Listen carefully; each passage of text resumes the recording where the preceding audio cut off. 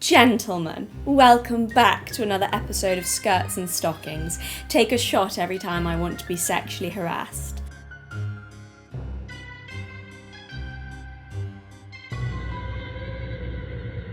Oh God, she's got Vouch on here too. Ugh. Just look at us, getting on so well, agreeing on stuff already. Is this crazy, or can you also feel this connection between us? Vouch says, I want to be sexually harassed. He did, Rollo! Cross my heart, he did say that! I can prove it and everything! She's wearing a fucking skirt with stockings. She just wants to live in Mad Men and be sexually harassed by, like, the fucking... the office boys. Can you believe he said that, Rollo? Desecration of femininity. 307,000 views on a channel with 58.4 thousand subs. So she's definitely not buying subs. It's just so nice to hear someone acknowledge how I don't cut corners with my work. You're right, of course, I don't buy subs, but it's good to hear someone say it, you know? I just feel a little overlooked sometimes, but it's like you really get me. I'm sorry, I'm getting carried away. Let me introduce you to everyone. Everybody, I'd like you all to meet Rollo Tomassi, also known as the Irrational Male. Well, I don't think it's too presumptuous of me to say that, though we haven't known each other long already, he's my best friend. I don't know what your name is, Authentic Observer Girl. See, this is the problem with Americans. They've got no manners. You'd think that if you were going to spend an hour ramming into a girl, like in the sense of ripping apart someone's argument, you'd at least have the decency to learn her name first. She's the top something, top G? Top she? I love how someone obviously told him my name in the chat here, but he couldn't pronounce it. So, settled for the first letter. That's okay, sweetheart. Big words are hard. Perspicacity. Oh, I'm sorry. I know they say respect your elders, but it's hard, isn't it, when your elders are Rollo Tomassi? That's who we're dealing with right here. So, everybody, Rollo has a theory that he would like to share with the group. And I like Sneeko. I like him very much. And as you know, I love Myron and Fresh like brothers, okay? But when Sneeko's on there, he was out of his depth with Destiny. Third section, let's just say, of the Manosphere is guys who are making a living off of refuting or clowning or trying to school whoever happens to be the new hotness in the red pill. They build a brand off of trying to clown like an Andrew Tate. They don't come at me. They go after the guys who are like the easy marks, the easy targets. No one can clown on you or refute your arguments? Twist my arm. What are you like? You know I can't say no to you. All right, I'll give it a go. It'll be like an experiment. I know you like science, Rollo. And we've got to make sure we don't make claims that can't be empirically proven. I'll test your theory that you're just so rational that no one can help but take you seriously, and if at any point I manage to make you look stupid, or effectively mock you, or cast reasonable doubt on any of your arguments, you have to change your channel name. Deal? Deal! Ha! Okay, cool! Ha, you agreed. I tricked you. No, I tried too late. Can't back out now. I'm sure we have many people willing to testify that they very clearly heard Rollo Tomassi say deal. Stop right there. Well, that's a great cut. Somebody screen capped that one right there. Stop right there, young lady. I'm about to ruin your day. Ruin my day? Oh, sweetheart. Imagine thinking you were that important. That's who we're dealing with right here. You don't know this, but I've actually been toying with the idea of doing a video on you for some time, making the odd note here and there on how you're definitely the most rational person I've ever come across. But I was never truly committing, mostly just wasting time. Classic female. Can't focus on anything. What am I like? Procrastinating in the margins of my notebook by playing my favourite game of guess how many brain cells are in the Rollo. Silly things like that. My highest guess was 6.5, by the way, which I thought was very generous. You'll have to tell me how close I got. I have a bet with someone. They said 2. And then, like a gift from the gods, there you appear like an angel, Rollo. Rollo, you are like an angel, calling me a dumb cow and failing to rebut any of my arguments and making lazy and easily disproved assumptions about my opinions without properly watching any of my videos. There you were, just like Vorsh, but creepier looking and with less charm. It was the most beautiful thing I've ever seen, Rollo. Honestly, I can't tell you. And so, shedding actual tears, I cried, "Hallelujah to the heavens! For with that act of divine grace, you gave me the very last thing I needed to justify this video. An excuse." And I just thought, God really loves me. He does, Rollo. He really does. It's beyond question at this point. Good things just fall into my lap. Ruin my day? No, silly. My turn now. Let's see if I can make you cry. I'm actually taking bets. How far into this video can Rollo make it before he runs away snivelling like he did with Destiny? Would you still debate Rollo Tomassi? No, he'll never debate me. Never? Pussy. Maybe he'll do the Alpha Vorsh move and ignore it completely. Oh, sorry. I can feel myself doing the woman thing of being, disrespectful and bitchy towards someone to win an argument. It's really uncalled for, especially when Rollo kept it so professional and charitable when he was talking about me. The authentic observer, her avatar picture looks just absolutely pathetic. All right. Fashion police over here.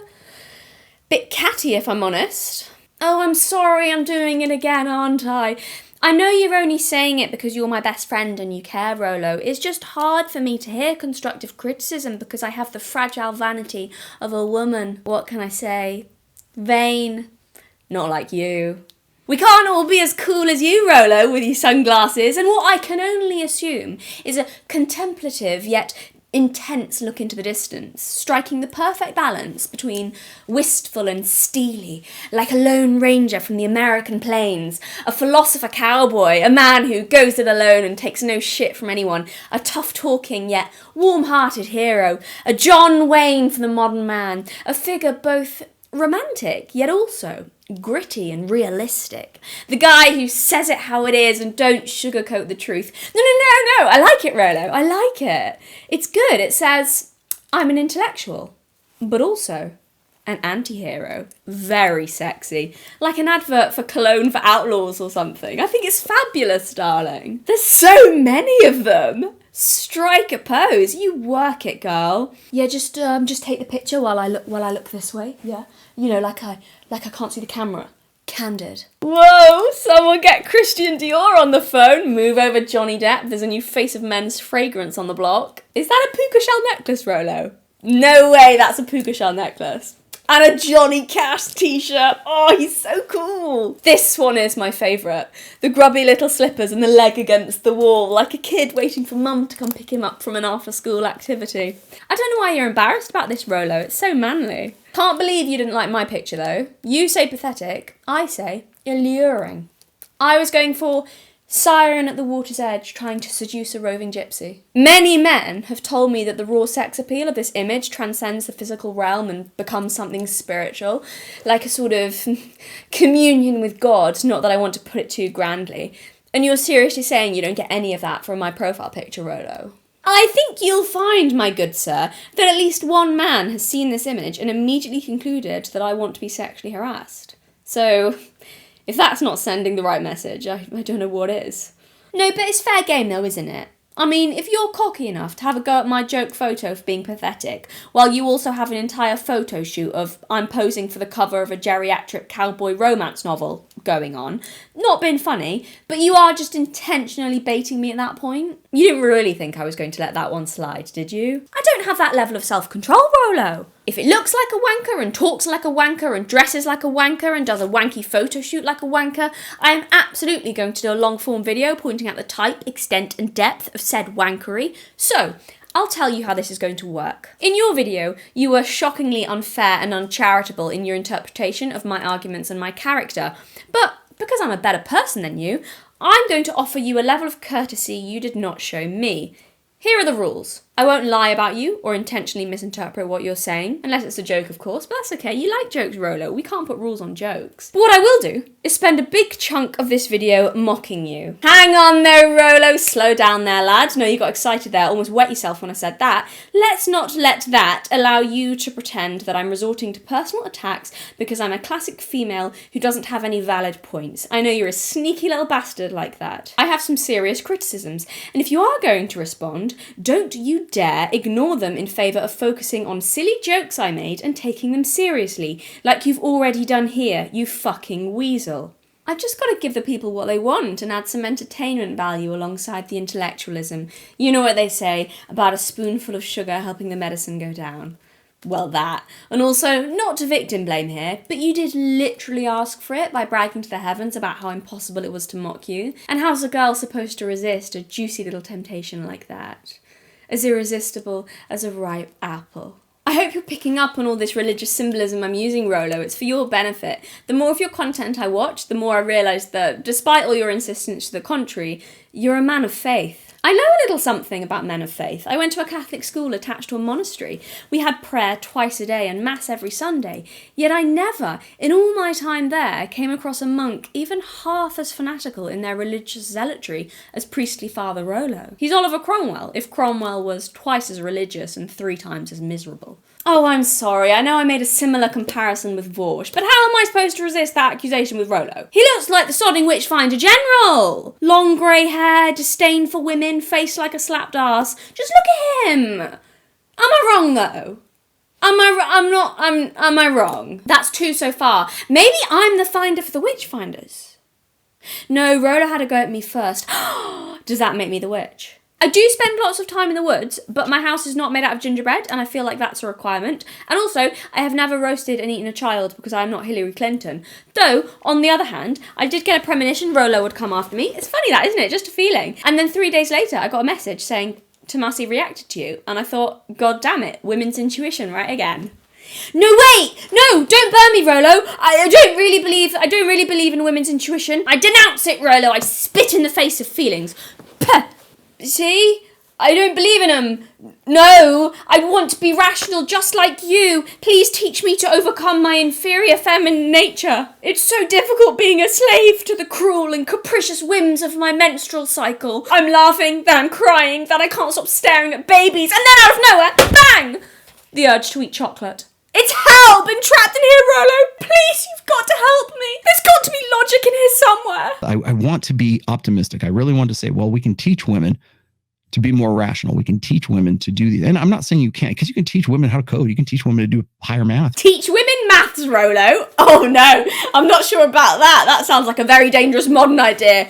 Pack that in right now, buddy. You're off the rails with that one, Rollo. You absolute mad lad. Oh, I can't believe you've fallen so far for the gynocentric worldview. God damn it, it gets us all in the end. Why is it that we prioritize feels before reals?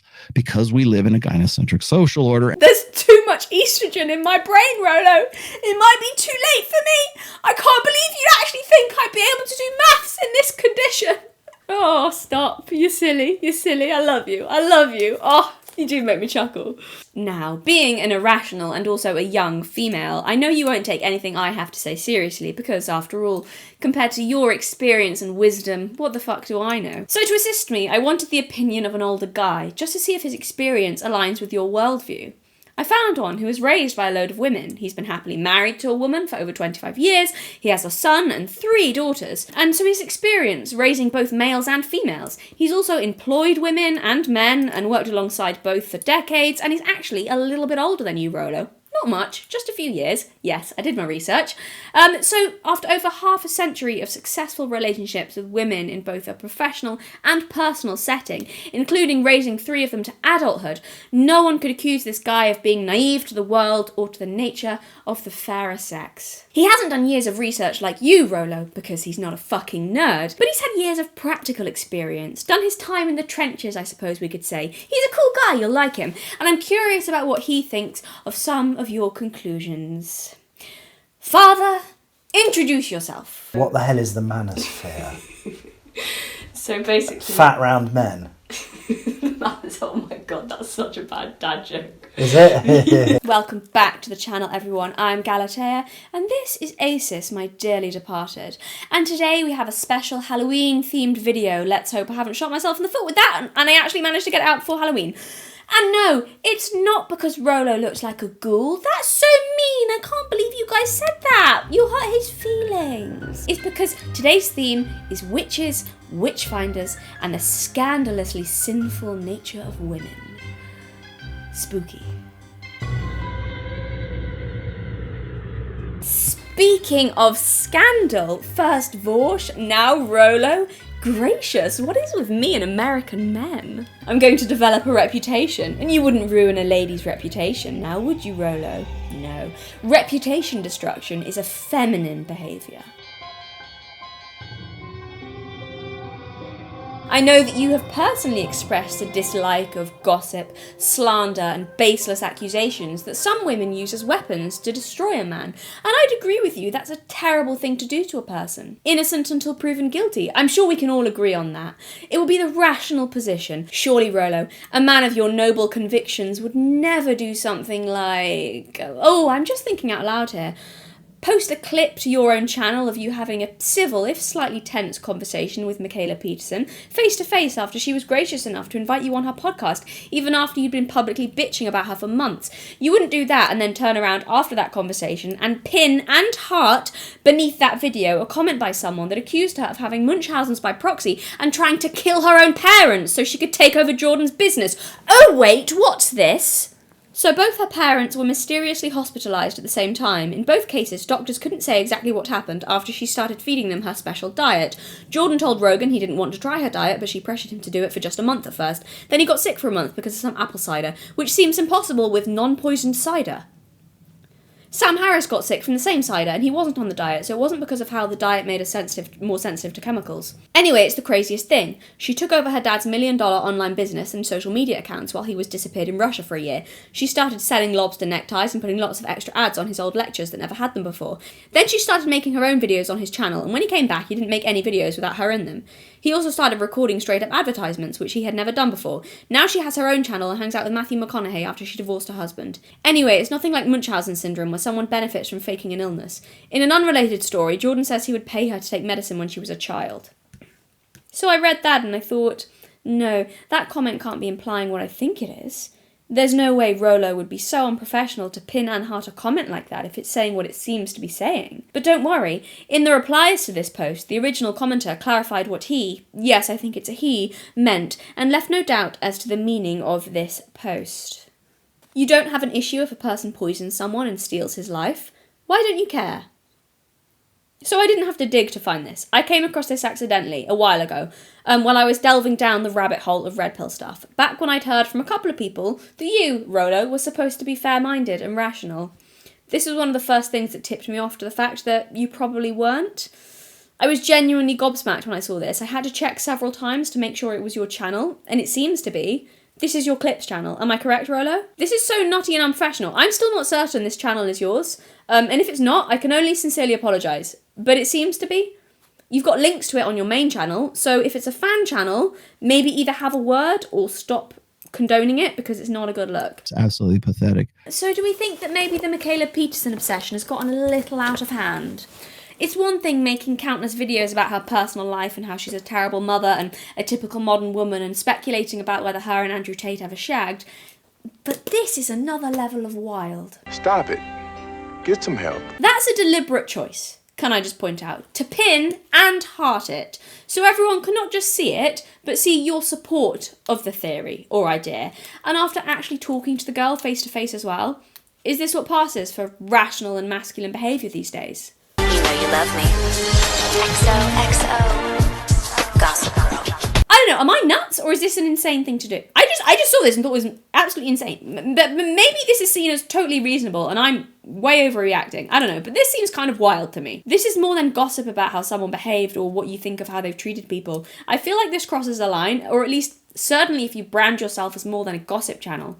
I feel like not even a gossip channel would do this. If nothing else, this is just terrible optics, and you'd think you'd know better. People already accuse you of resenting women, so you decided, in a PR move stunningly lacking in self-awareness, to obsessively fixate on an attractive, intelligent, and successful young woman and get really irrationally bitter about her personal life, to the point it seems there's almost nothing you won't do, no matter how petty, to knock her down a peg or five. Hey, Upper East Siders, Gossip Girl here, and I have the biggest news ever.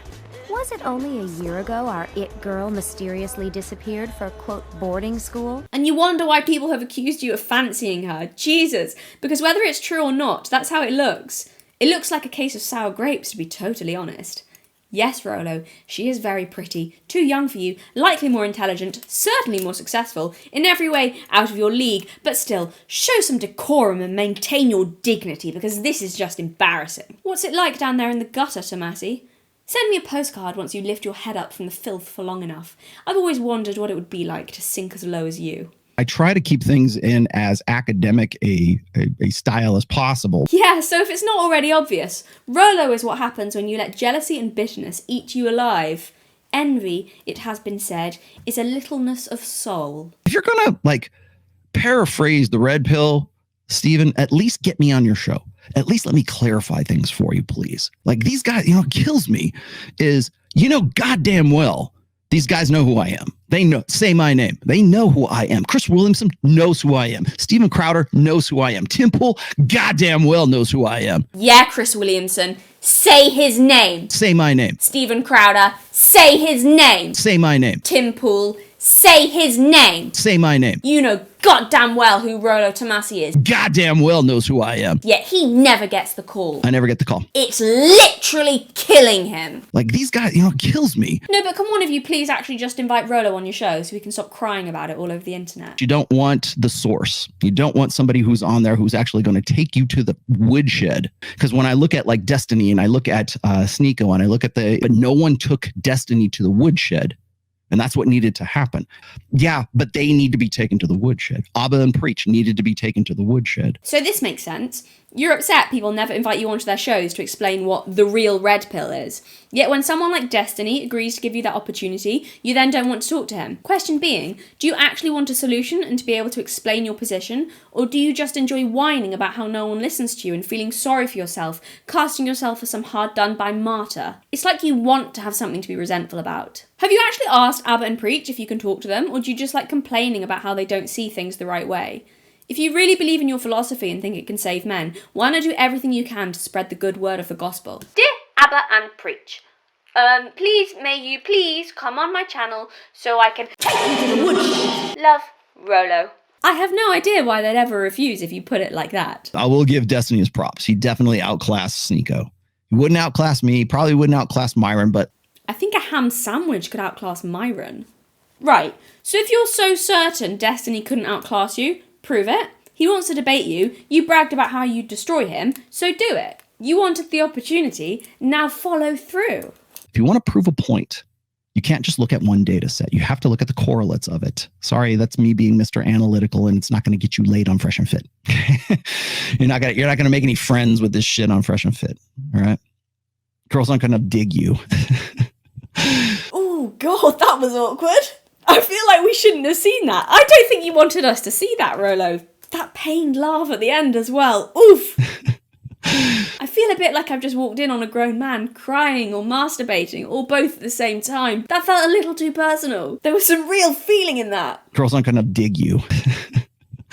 So Rollo has this great bit of cope that makes him almost invincible. Yes, dear, I read your blog. Nice poetry, by the way. His whole thing is that if you explain the game to women, they'll hate you so much for ruining the magic of romance that they'll want to, quote, punch you in the face, which I think is his explanation for why he often gets a visceral reaction of disgust from the opposite sex. Have you been punched in the face a lot by women, Rollo? Weird flex. He's over-analysed himself into why he's so obnoxious. I mean, it's genius. If I say I don't like Rollo Tomassi because he's a prick and wrong on a lot of stuff, his whole thing is just, that's because I tell you the cold, hard truth, darling, and your little woman feelings can't deal with that. Such a great way to deflect criticism. I can't win whatever I say. It's very clever. Cowardly and pathetic and obvious cope, yes, but still clever. Stop it. I'm too fast for you. I'm too smart for you. Darling, you need a reality check. I know you like giving them to other people, and one good turn deserves another, so you can thank me for this later. If people like Ben Shapiro, who, no offence, has a pretty dry, dull way of delivering information, if he can become as insanely successful as he has, I don't think the reason you're not getting calls is because your style is too academic and analytic, which it isn't at all, by the way, but more on that later. You're not gonna make any friends with this shit on Fresh and Fit. Rollo. The reason people can't stand you and you don't get invited onto shows isn't because you're Mr. Analytical, it's because you've all the charisma, likability, and sparkling intellect of a festering anal wound. Sorry, that's me being Mr. Analytical, and it's not going to get you laid on Fresh and Fit. Not going to get you laid on Fresh and Fit? I don't think it's going to get you laid anywhere, love. If you need a whole academic thesis on why you're unbearable, that's your first clue that you might be the problem. Watching Rollo Tomassi's videos is like being stuck in Olivia Wilde's head. No wonder she's nuts. It's like some unholy fever dream of how I imagine she sees Jordan Peterson. But no one took Destiny to the woodshed, and that's what needed to happen. Yeah, but they need to be taken to the woodshed. Abba and Preach needed to be taken to the woodshed. God forbid if a bloke has to go shopping with women because they just, they just float about, and suddenly shopping for a jumper becomes like a massive window shopping expedition into 1,000 shops. Mm-hmm. Whereas a bloke is a hunter. I've got my list: toothpaste, beer, chicken. Hunting for toothpaste and beer. Yeah, and it's like, right, this is it, and I will not be distracted by anything else. There's this quote from Emma by Jane Austen that I always loved for being able to brilliantly sum up Emma's character flaw. She's so persuasive, so sure of herself, and so verbally clever that she can reason herself and others into ridiculousness. She even almost has Mr. Knightley believing something he knows to be false at one point, prompting him to exclaim, "Upon my word, Emma, to hear you abusing the reason you have is almost enough to make me think so too. Better be without sense than misapply it as you do." And honestly, I don't think I could come up with a better way than this of describing the Rollo Tomassi effect. Although Emma makes up for it by being charming, witty, and delightful to be around, and unfortunately, as I was to discover over the course of many hours, Rollo possesses no such qualities. When I was only aware of him in my periphery, his reputation was that of a man with ironclad ideas built on facts and cold realities about the world, a man reasonable enough to never allow emotions or what he would like to be true to influence him, a man to never engage in gossip, personal attacks, or underhand debate tactics, a man it was almost impossible to prove wrong or made to look a fool. He was correct on everything, all the time. And then a while before he ever responded to one of my videos, I actually started to watch his content. And you begin by thinking, wow, okay, this guy is reasonable. He's bringing up actual facts and statistics. But then suddenly he'll veer off and make all these wild assumptions and leaps of logic and draw conclusions from data that isn't necessarily at all saying what he claims it is. In this way, he cleverly convinces people and himself that he's logical and rational, when in reality he's neither of those things. He builds his whole worldview on shaky premises. From a distance, it kind of looks solid if you squint and tilt your head and don't get too close. But given any kind of scrutiny, you discover this huge ship of the Gospel of Rollo is leaking, rotting, riddled with holes, and likely to fall apart given the smallest tap. See, I don't consider myself a very scientifically minded person at all, so I initially thought, am I just this oblivious to Rollo's scientific genius? Maybe I'm so terrible at reading data that to me it looks like Rollo sucks at interpreting studies and constructing arguments, but actually I'm just too emotional and female to be able to appreciate his elite debating skills. And then I was recommended Destiny's video where he brought up all the same things I'd noticed about Rollo, and I thought, maybe I'm not as scientifically illiterate as I thought. See, as Destiny demonstrated, Rollo will consistently bring up data and studies and claim it supports his point, but it rarely does. He's not good at joining dots. What am I supposed to take from any of those data points? Nothing. We haven't made it. I don't even know what I'm supposed to do with this, but okay. To demonstrate how he'll take a fact and then warp it into something literally insane, we're going to discuss the Great Shopping Conspiracy. This is Rollo Tomassi's theory that he's very angry about. That basically... What, shopping? If you think that sounds nuts, I promise you, it's worse than whatever you're imagining. Is he trying to say, like, women are, like, secretly ruling the world? Yes. You, of course, know all about the Great Shopping Conspiracy. I know nothing. Like Thankfully.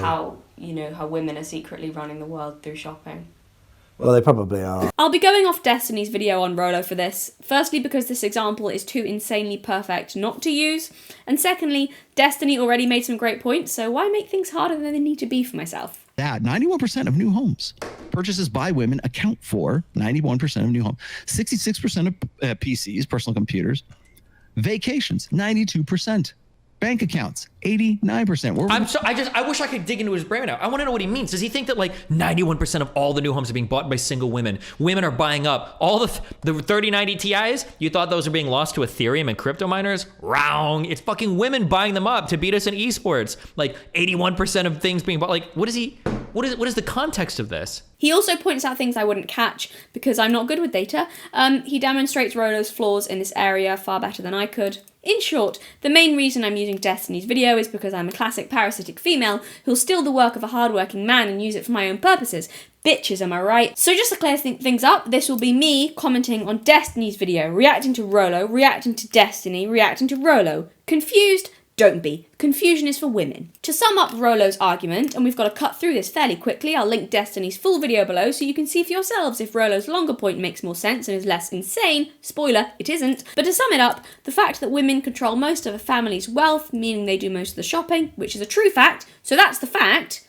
Rollo has taken that fact and argues, in essence, that this means all men are now cucked and that women are controlling the world through shopping or something. You know, like the Matrix. It's just kind of silly. But Well, it's not silly. It is not silly when those decisions, hell, the video game you're playing, the PC you're playing it on, 66% of those PCs are purchased by women, or the decisions are made by women. It's not silly. You just don't know that it's going on around you. Again, like I said, that's why we call it the Matrix, my friend. It's the world that's going on around you.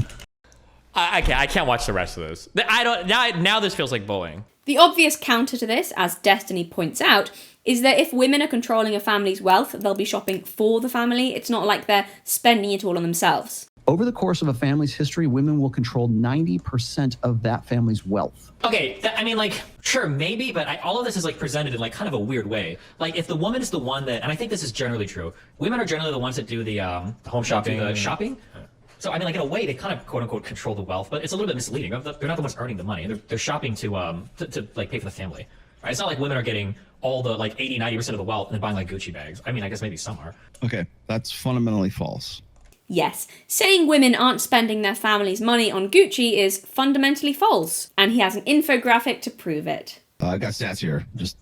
Okay, so actually, I'm pulling out real quick. I thought he was gonna pull up a study, and he pulls up a fucking infographic.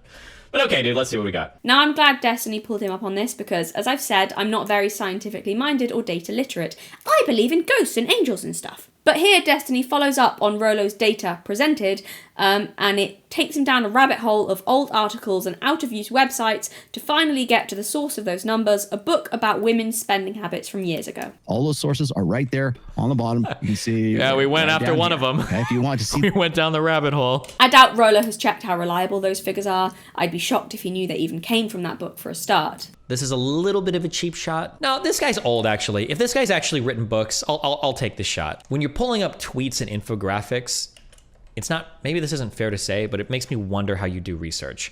Because when you pull up a tweet or an infographic, the only way that you're finding that tweet or infographic, it's not because you're looking for research, it's because you're either subscribed to people that tell you things you want to hear, or somebody else linked you a tweet or infographic that looked good to you.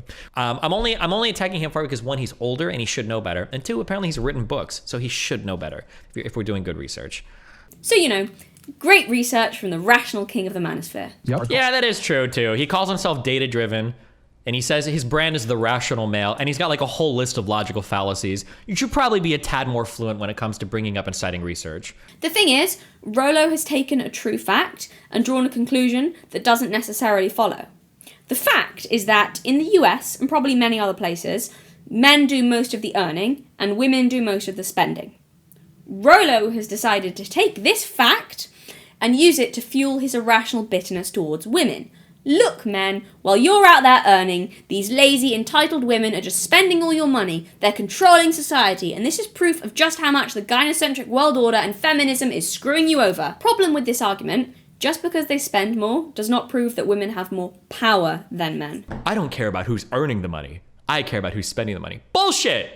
You'd always rather be the earner than the spender. Would you rather be the person in the household whose fucking partner comes home and they're like, hey, I need you to go buy some shit from the store, or would you rather be the person who earned the fucking money? You always want to be the earner. That's why men traditionally like to work and like to be the ones that are doing careers. If you had the opportunity to be like, hey, honey, you can go back to work and I'll just stay home and be a fucking house husband for 10 years, most men don't want to do that. It's fun to have careers. It's fun to work. Yeah, some work sucks. Some jobs are hard for sure. But in general, the power, the autonomy, the driving, like career assess and everything, men usually like to move in that direction more than just being like caretakers generally. Children are spenders. Children have 100% disposable income. They don't have fucking bills, right? But the child isn't in a position of power over the parent because the parent's the one that ultimately, controls the strings. What's funny about this? That dynamic has absolutely nothing to do with feminism. Women have always run the household and been in charge of spending. Why?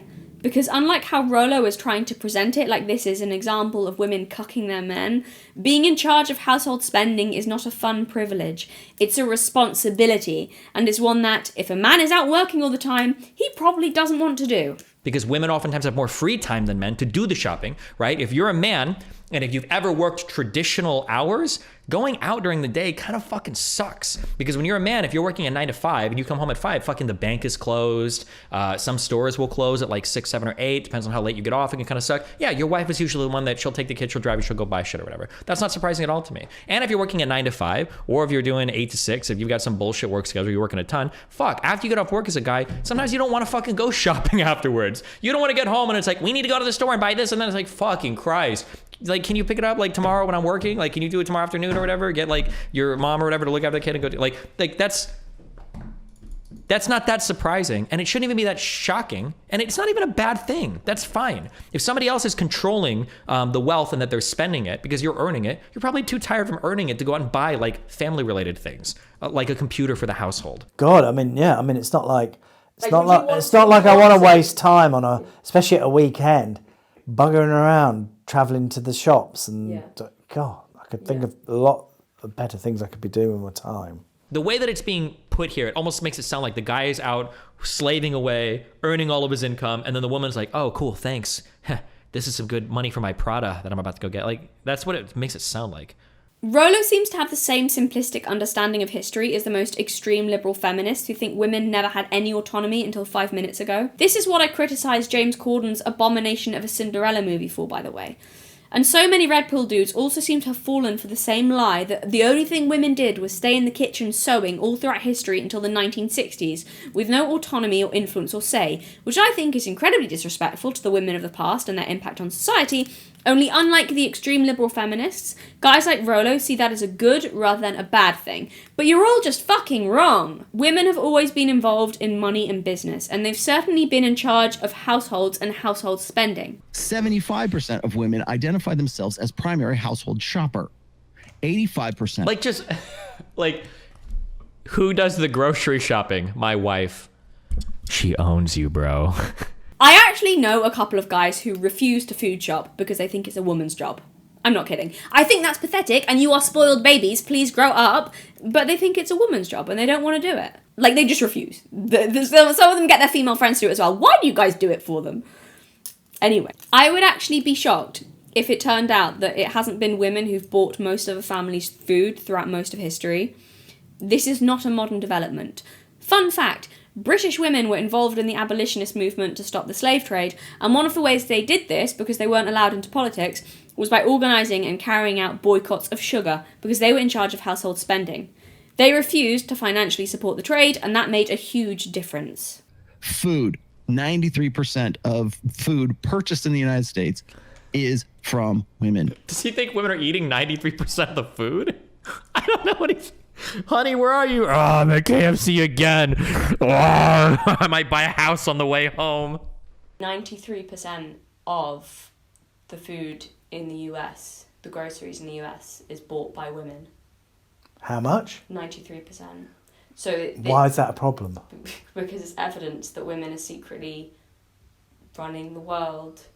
Or that they're preventing Americans from starving. People quoted this Bible verse a lot beneath my James Corden video, so let's give it a read to get a better idea of the ideal historic place of women. This is edited for time purposes. A wife of noble character who can find. She is worth far more than rubies. Her husband has full confidence in her and lacks nothing of value. She is like the merchant ships, bringing her food from afar. She gets up while it is still dark. She provides food for her family and portions for her servant girls. She considers a field and buys it. Out of her earnings, she plants a vineyard. She sets about her work vigorously. Her arms are strong for her tasks. She sees that her trading is profitable, and her lamp does not go out at night. She opens her arms to the poor and extends her hands to the needy. When it snows, she has no fear for her household, for all of them are clothed in scarlet. Her husband is respected at the city gate, where he takes his seat amongst the elders of the land. She makes linen garments and sells them, and supplies the merchants with sashes. She watches over the affairs of her household and does not eat the bread of idleness. Give her the reward she has earned, and let her works bring her praise at the city gate. What's that? A good wife has the full confidence of her husband, is trusted with power and all sorts of decisions. She trades with merchants, earns money for the household, makes sure everyone in the house is fed and clothed. She even makes decisions about what land to buy, and with her own money she plants crops which she can trade and sell. What? Crazy! In other words, she's a savvy businesswoman and is trusted with the family's spending, with their wealth and their care, while her husband is concerned with other things. Like chatting shit at the city gates with politicians, apparently. Over the course of a family's life, 90% of married women will control its wealth. That was the quote that I put in there. What we've learnt from this is that Rollo is more aggressive than the sodding Bible, and his little panic attack about how women are the biggest spenders and thus probably ruining the world has in fact been happening for thousands of years and we're not extinct yet, so maybe he should chill the fuck out. Because if women are spending and allocating the money that they didn't earn, which would presumably be by their husbands or by like men who are the ones making the money, and women are doing the spending, it's not about who's doing the earning, it's about who's allocating the funds, who's distributing the wealth, who is distributing the resources and the revenue. Is your wife the one who is in control of your finances? Oh, he can just fuck off. Have we really got time? Men, do you want your wife to consult you every time she buys something? I'm serious. Think about that. If my mom had asked my dad before everything she bought, I think he'd jump off a cliff, if I'm honest, Rollo. Yeah. If Karen kept going out to me every 2 seconds, there'd be a point at which I'd have to get rude, probably. I remember my granddad talking about his working class mining community as a kid. So this would be in the north of England in the 1930s, pre the pill. And I don't know how much you know about the rural working class north of England, Rollo, but not known for being the forerunners of feminist thought. When he was a kid, life had changed very little since Victorian times, both socially and technologically. And as my granddad said, the women in that community were terrifying and ruled their households with an iron fist, and it had been like that for as far back as even the oldest person could remember. The men went down the mines, and the women delegated where their husbands' wages went. They made sure everyone was fed, made sure the kids had what they needed, decided what was spent where, and they even, and you won't like this, Rollo, they even gave their husbands an allowance he could spend down the pub. And that was normal. I think after a hard day hacking coal, the men didn't want the extra responsibility of then figuring out how to make the money stretch to afford everything they needed. Well, you listen to speak to your mother. I mean, like, you're looking at mining communities. Yeah. The man was down the pit. Yeah. And he worked bloody hard in incredibly difficult circumstances. And then he's going, right, I've done my bit. Here's the money. You sweat about making ends meet with the food and stuff. He seems to think it's like a jolly. But yeah, that's my point, is that it's a responsibility. Spending household money is not like a jolly necessarily, like it's a chore. I don't know what idea you have of the past of housewives being these obedient, subservient Stepford wives, just there to follow orders and rock babies, but that's never been the case. Americans, man, you're all brainwashed by fucking Doris Day movies. Yeah. You know why? Because you don't have jack shit to say. You don't have a counter argument. Yeah, way less interesting. It would be a very short conversation. Oh, let's have it then. Put out the tweet. Bro, I'll talk to you anytime. I'll talk to you anytime. Do you understand that women are spending 91% of the money? Yeah, why is that? Because they're the ones that go out and shop. Okay, under whose authority? What do you mean? Do you think that they go out and they buy things and their husband doesn't want them to do it? Well, do you think they buy things that are for the household? The husband probably wants them to buy it, so they buy it with their husband's consent? Well, probably usually, but there's probably some that spend it in ways their husband, sure, probably some. There's also probably some husbands that are financially abusive too, right? So we can get rid of those, right? Don't you think it's the case that when a woman goes out and buys groceries for the family, even though she's controlling 100% of that spending, it's in service of both the man and the woman there? Okay, maybe. But they're still spending a lot. Okay. So you don't think women are controlling the world then through the fact they're spending the money and like stealing it? Because mum's got a secret collection of Prada bags under the stairs. I thought you should know about that. I don't know quite what the purpose of that spending money would be. What kind of weird conspiracy? Here's a question for all of my subscribers who come from a heterosexual two-parent household. And obviously there will be exceptions to this, but in general, who did most of the food shopping, mum or dad? Even if both parents were working. Who made sure you had any new stuff you needed for school? Who took you out to buy new shoes? When someone needed a birthday present, who sorted out buying that? Who made sure the house looked nice and you had enough furniture and dishes and other household items? Who is the one saying, oh, if you're going to so-and-so's house, you must take a gift for their parents. I'll get you something. I'll be very surprised if most people's answer to that isn't, my mother. Why? Because women generally are the caretakers. Women spending more is not a sign they're out of control, superficial gold diggers like Rollo seems to be implying. 50% of products typically marketed to men are purchased by women. Purchased by women. What's funny about this is it proves the exact opposite of the point that Rollo is trying to make. This proves that women aren't just spending it on themselves. If they're buying 50% of the products marketed to men, this means they're taking care of their husbands, sons, and households. Does he deliberately being controversial over banal bollocks? Wait until you hear the horrors of what happens when women are allowed in the workplace. I do have to warn you, this paints a really grim picture. Some of you might find this incredibly disturbing, so viewer discretion is advised. When women come into that, they go, we need pregnancy leave. We need a ball pit in the communal workspace. We need Bagel Tuesdays. Oh, Jen's leaving. We need to have a going away party. Oh, we need to have a birthday party because so-and-so just turned 30. That's what are these fucking examples? Like, can we have a birthday party? No, that's feminine. We don't do birthdays here. Bagel Tuesday? Sorry, but you're not the co-captain, lieutenant, chieftain. You don't have the authority to make that call, John. Back to your cubicle, loser. Trying to let your wife buy any houses on the way over there. Like, the female workplaces that he's describing actually sound based. Like, I'd rather work at the place that has, like, fucking birthday parties and Bagel Tuesday than the place that has, like, fucking, hey, tomorrow night, like, Mark and Luke are gonna fight to the death to see who has the rights to, like, lead the, you know, the project for whatever expansion. Like, these places sound like dog shit. The male-dominated ones, these sound horrible. Oh my god. Alright, I admit it. I didn't have much of a reason for including that, except it's funny. Also here, Rollo has just correctly identified that women are more often the community builders and generally in charge of keeping the social fabric running. I think there could be some benefits to that in a business, just as long as there's balance and it's not taken too far, of course. I like how he manages to turn everything about women into a negative, even the fact women are naturally probably more nurturing. It's incredible. You want to buy a present for Lucy because it's her birthday, or make a cake for Alan because he's been going through a tough time? That's literally the worst thing I've ever heard. You should never be allowed near the professional world or any kind of power, ever. To come back to the point, I just thought his shopping matrix conspiracy is the best example to use to show the terrible way he all too often hides behind data to make wacky leaps of logic that end up having very little to do with said data. 60% of all personal wealth in the United States is held by women.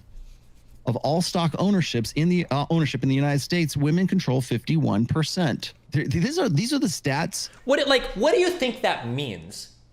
I'm so curious what these numbers mean. Of all stock ownership in the United States, women control.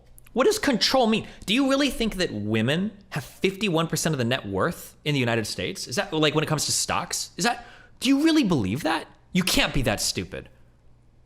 But I don't know what the point he's trying to make here is. Like, when it says control, it sounds like the women are just making decisions like stocks to buy or what 401ks to invest in or whatever. Like, there's a reason why this graph is saying control and own. And the problem too is, I don't know if he's revealing this whole infographic is coming from some fucking company that's trying to convince you to invest in women. Yes, it is true that in general men earn more and women spend more, but that does not necessarily mean women are greedy consumers stealing from and screwing over men. And to argue that they are, not just in your opinion, which will be one thing, but presented as a proven unquestionable truth, is not just flat out wrong, but also lazy, careless, irresponsible, and such a wildly misleading interpretation of the facts that, in my view, it could be nothing other than either gross stupidity or else outright malice.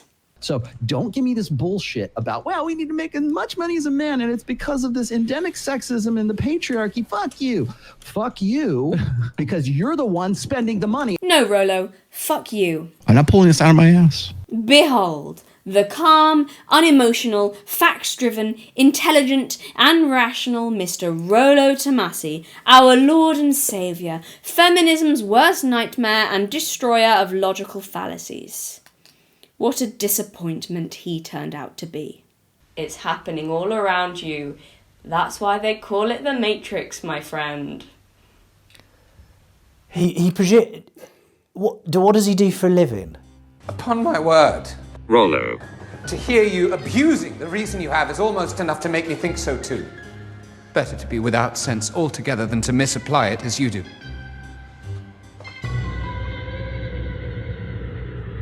So, I'd like to talk about one last thing before we get to Rollo's debunking of my arguments. This, again, was before he ever responded to me. I watched one of his videos, a response to Louise Perry's interview on Triggernometry, an interview that I had also watched pre-watching his response, and I wanted to highlight this response of his because of how shockingly bad it was. It gives some insight into his general demeanour and tactics when engaging with other people's perspectives and arguments.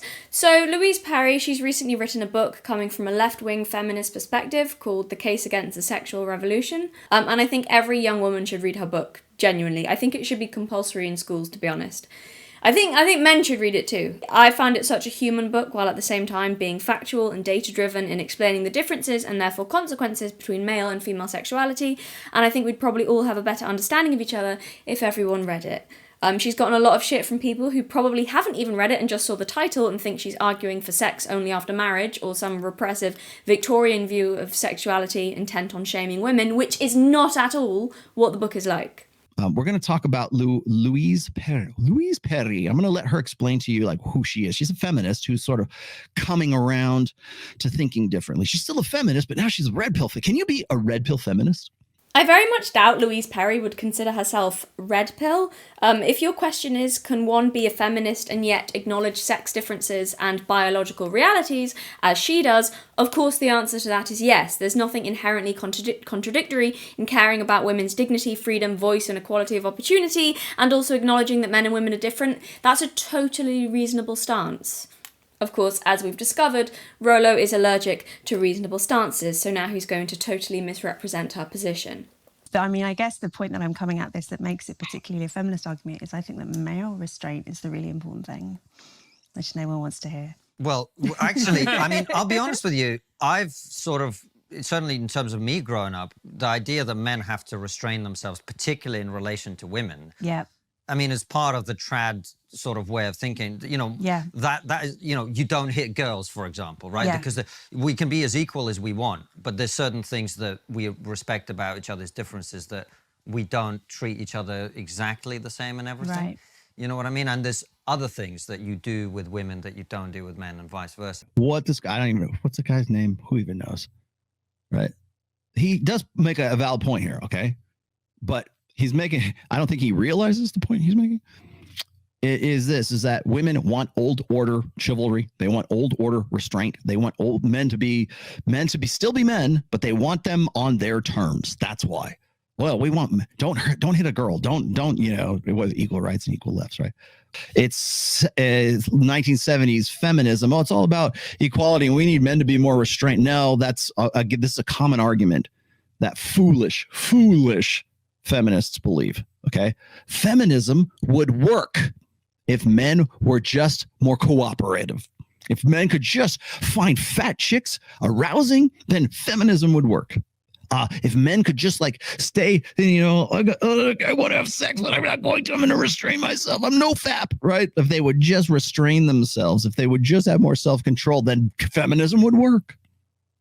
Sure, wouldn't it? Oh, it's because of no, it's not because of that. It's because of unrestraint on the part of women. It's because we have given women carte blanche, really, progressively, incrementally, since hormonal birth control. That was what triggered all of this, and I'll prove this to you in just a moment. But the idea that men need to be more self-constrained, and it's because of if men would just behave differently, if men were just better. Hell, even Dr. Buss in what Men Behaving Badly. Oh yeah, well let me tell you why. Here's male and female nature, but men need to be more self-controlled. Bullshit. when we talk about like when Tim Pool was just talking a minute ago, and we're talking about how women are spoiled for choice today. Yeah, here's your control. Know that you're a beta. Here's your control. Stop catcalling me because I wouldn't want to fuck you anyways because you're an 80%er. You're sexually invisible to me. Go die in a corner. That's self-control. That's the control that they're looking for. Oh, either that or make yourself better because we really need you to be better because we need better men to fulfill our life's purpose. There's not enough guys to go around. Oh, better self-control. Who? Like a 4.5%er guy, like a player, like a Justin Waller, like a Jason Momoa, like a Andrew Tate. If these guys could just get under self-control and just stick to one woman, then feminism would work. Justin Waller, that ginger cunt with the shit little beard who looks like he reeks of cheap aftershave. Him. I mean, I always thought he was sleazy rather than sexy, but whatever floats your boat, Rollo. If only Justin Waller could commit to one woman, my female supremacy plan to take over the world would be successful. Hey, listen, Justin Waller can stick his dick wherever he likes, as long as it's far, far away. For anyone unaware, Waller has said in the past that sex is when a woman is most vulnerable, so that's, when you pounce and try and condition her. Lovely bloke. Yeah, I mean, honestly, Rollo, you can keep him. No, honestly, it's fine. No, it's really, really fine. Honestly, no, you have him. I insist. Okay, so you see what Rollo just did here. They're having a discussion about men and women generally treating each other differently than they treat someone of the same sex, and Rollo has to place opinions on them that they never expressed because it's easier to discredit everything they've said if you can equate it with something ridiculous. Louise Perry never said that feminism would work if men could just find fat chicks arousing. What the hell even is your point here? I've never heard her in interviews or her book. I mean, I could be wrong, but I've never heard her tell men what they should or should not find attractive. In actual fact, I got the exact opposite from her arguments. She doesn't believe attraction, sexuality, and male-female dynamics are socially constructed. She argues much of it is rooted in immutable biology. It would contradict her whole message if she were to argue that men have to find something attractive that they're not attracted to. You have no idea what her position is, do you? I also don't think Louise Perry is trying to convince Andrew Tate or Justin Waller to help make feminism work. What I got from reading her book is not so much that men like that should necessarily be restrained. She does talk about male restraint. She also talks about female restraint, but I don't think she's trying to convince men like Tate to show restraint. Her argument in that area, from what I got from reading the book, is more that women should stay far fucking away from men like that because it leads to a lot of damaged girls. Advice I have exactly zero problems taking. See, this is the thing, like a lot of these high-value blokes who talk about quote-unquote high-value, who talk about how, they can sleep around, but they still love their main girl. Again, it's a story. But what I will say is that I'm not just, genuinely, so many of them, they're creepy. Like, they ooze creepiness. You can tell. I'm not at all surprised by it. It's like I could just have told that about you, that's your belief system. They're just creepy to me. Sleazy. There's something really untrustworthy and sleazy about them. Even if they're saying, I don't lie to my partner. She knows that I'm off sleeping around. It's there is something, there's something really, slimy and oily about all of them. They can think of, really, it's really off-putting. And even in real life, online and in real life, the blokes I know who are like that, you can spot them a mile, or at least I can, I don't know, but spot them a mile away. Not surprised behaviour, and they're creepy. It's because, again, they're telling themselves a story to justify the way that they're behaving. As for your other point, Rollo, about old order chivalry, I didn't realise don't hit a girl suddenly became an unreasonable request the moment women were allowed in the workplace. You weirdo. # don't hit housewives, but black eyes for boss bitch babes. Someone tweet that. I completely agree with you that it is very common in all other societies but our own pretty much. This idea that it's chivalry is what you're describing, right? It's a horribly old-fashioned and unfashionable word, chivalry. Old order thinking. Which has mostly been thrown out because obviously, there are good things that come with it, but there are downsides too. It can be patronising, it can be, enfeebling women in various ways. But I think it was a terrible error to throw it out completely. Because when it comes down to it, men and women are different in some really important ways. And I think we have to find ways of negotiating that rather than denying it. Okay. You don't think what she's asking for here, and then I'm going to take this out because I'm about to ruin this girl. Okay. You want me to go savage? You want me to go barbarian? I'm about to go barbarian. Okay. Some people say I'm a savage too. So does he ruin her and go savage barbarian mode? I mean, he embarrasses himself, if that's your question, but he doesn't prove her wrong. Notice what she's doing here. Do you guys catch what's going on here? And this is like on a societal level. Now, you've heard me speak about this before in the past, is that women have no problem with cognitive dissonance. Women have no problem with holding two conflicting values or two conflicting beliefs or two conflicting concepts if one of those leads to the betterment of or fulfilling their hypergamous ideal. Yeah, women. Just women can't think properly. And Rollo knows this because science. Firstly, Louise Perry's statement that men and women are different in some really important ways, and I think we have to find ways of negotiating it rather than denying it, is a totally reasonable statement. She's not demanding men conform, she's suggesting we work together to find a solution that benefits both parties. I'm not seeing the conflicting concepts or cognitive dissonance so far. Rollo is so simple-minded that I honestly think he sees any form of nuanced thinking or compromise as cognitive dissonance, because he literally can't wrap his head around how someone could think in a more complex way than all black or all white. For him, it seems to be all one or all the other. Are you 6? That's not cognitive dissonance.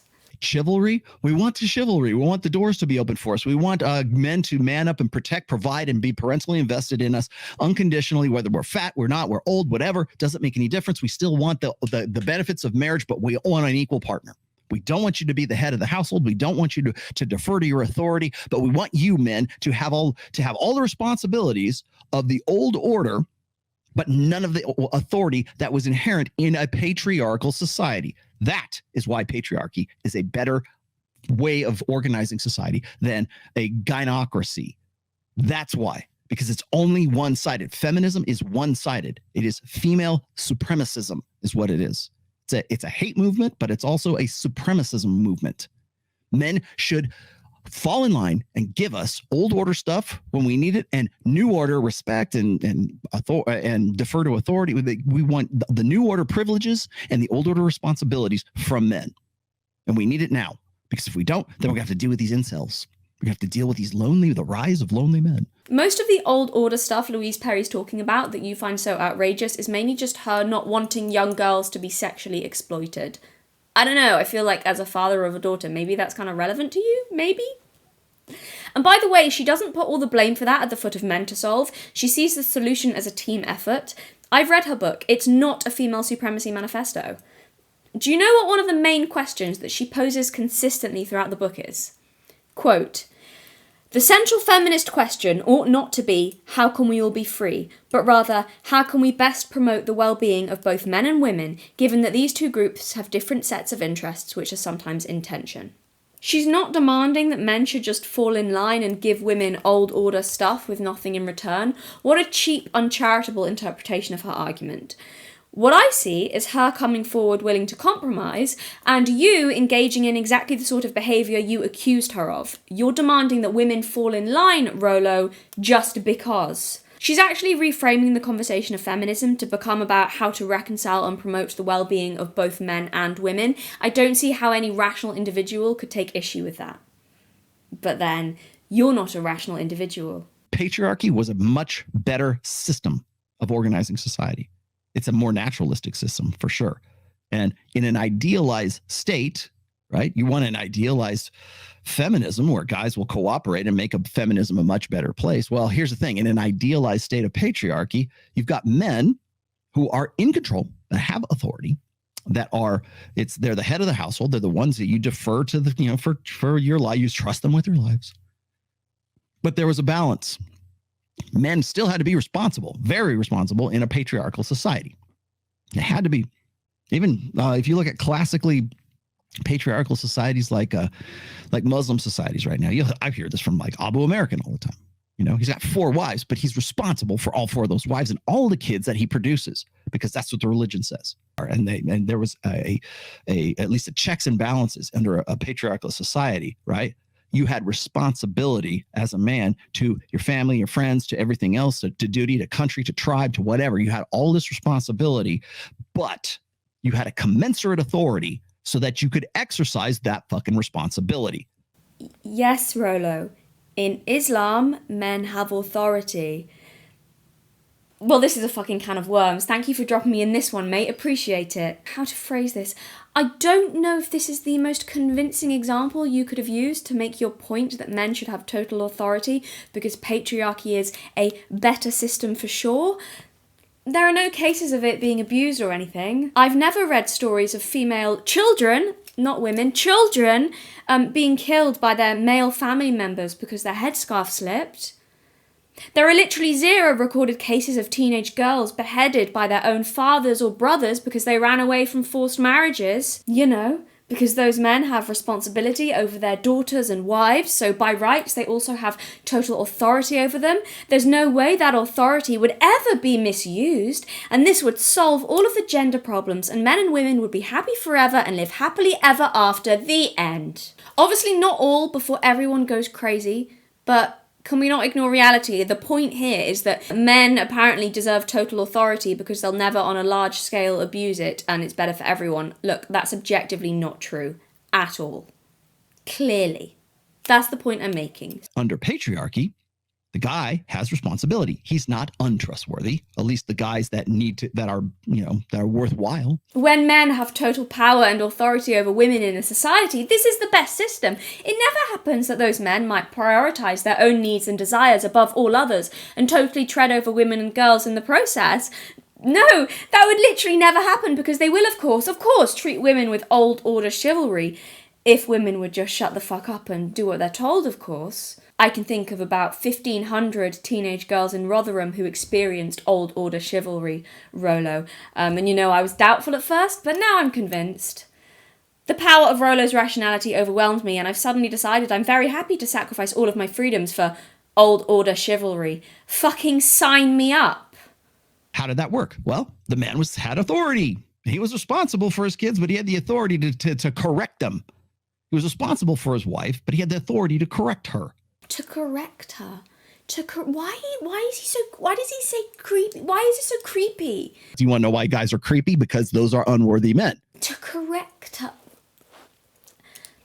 He actually makes me feel sick. There's something so sadistic about him. I'm not being funny, Rollo, but you make my skin crawl far worse than Vorsh ever did. Oh, I can promise you now. Darling, listen. From the bottom of my heart, I promise you, if this is the reaction you normally get from women, it's not because you've explained dating strategy to them. I promise you. I don't think I can stress enough just how much that is not the reason women get a visceral urge to throw up, run, or punch you in the face. Just let that comfortable little lie fly straight out of your head. It's convenient that you get to pretend it's that because it clearly happens so often you needed an explanation to explain why women can't stand you. But it's not the logic. It's not. I love how you've literally built an entire worldview around the idea that women are allergic to rationality to cope with how they react when they come across you, but I promise that's not the reason. Oh, darling, how do I say this nicely? It's disgust. Disgust. I can smell it through the screen. You make me want to tear my skin off, Rollo. No offense. Feminism, gynocentrism, easily disprovable in the 21st century. Look at the blank slate, easily disprovable in the 21st century. And now it's unignorable. Guys like me are going to rub your nose in it. We're not going to make these great giant million sub channels over it. But you're goddamn right. I'm going to rub your noses in it. Guilty.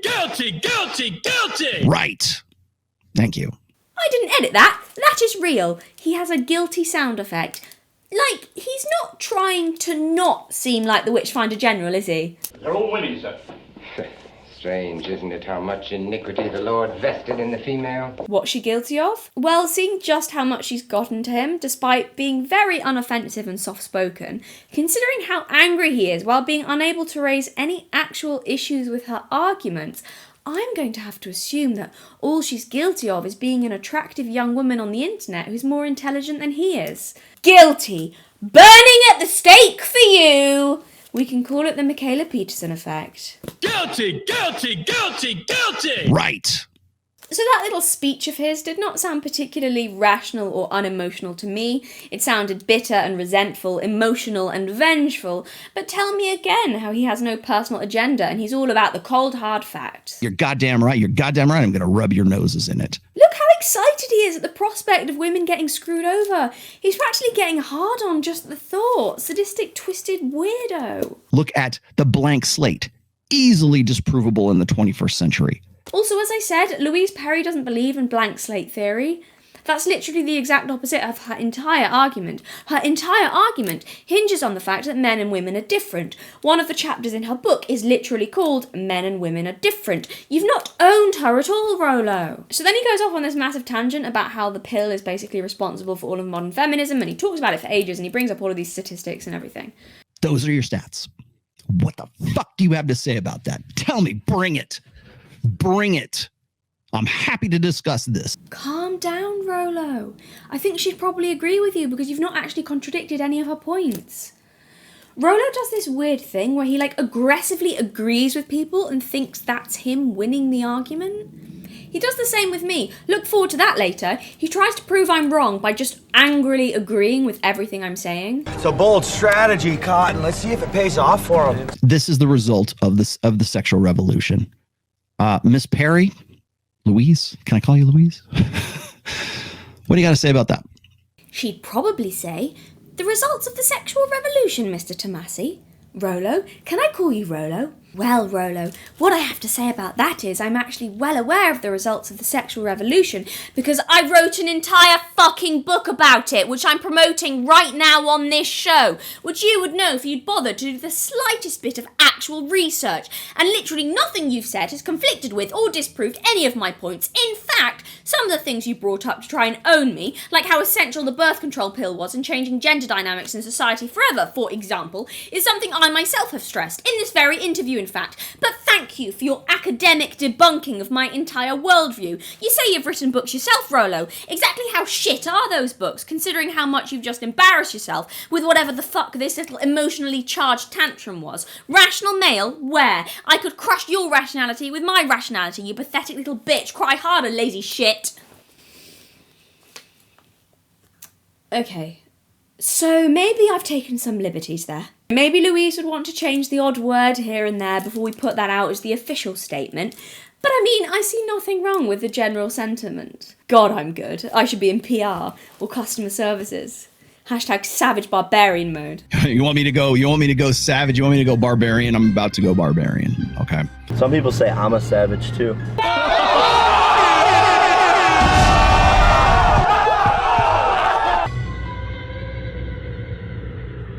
By the way, I talked to Andrew before I talked to him this morning actually, and I as you may or may not know, I'm in personal contact with him. We text each other. Rollo spoke to Andrew this morning. As you may or may not know, he is in personal contact with him. As you may or may not know,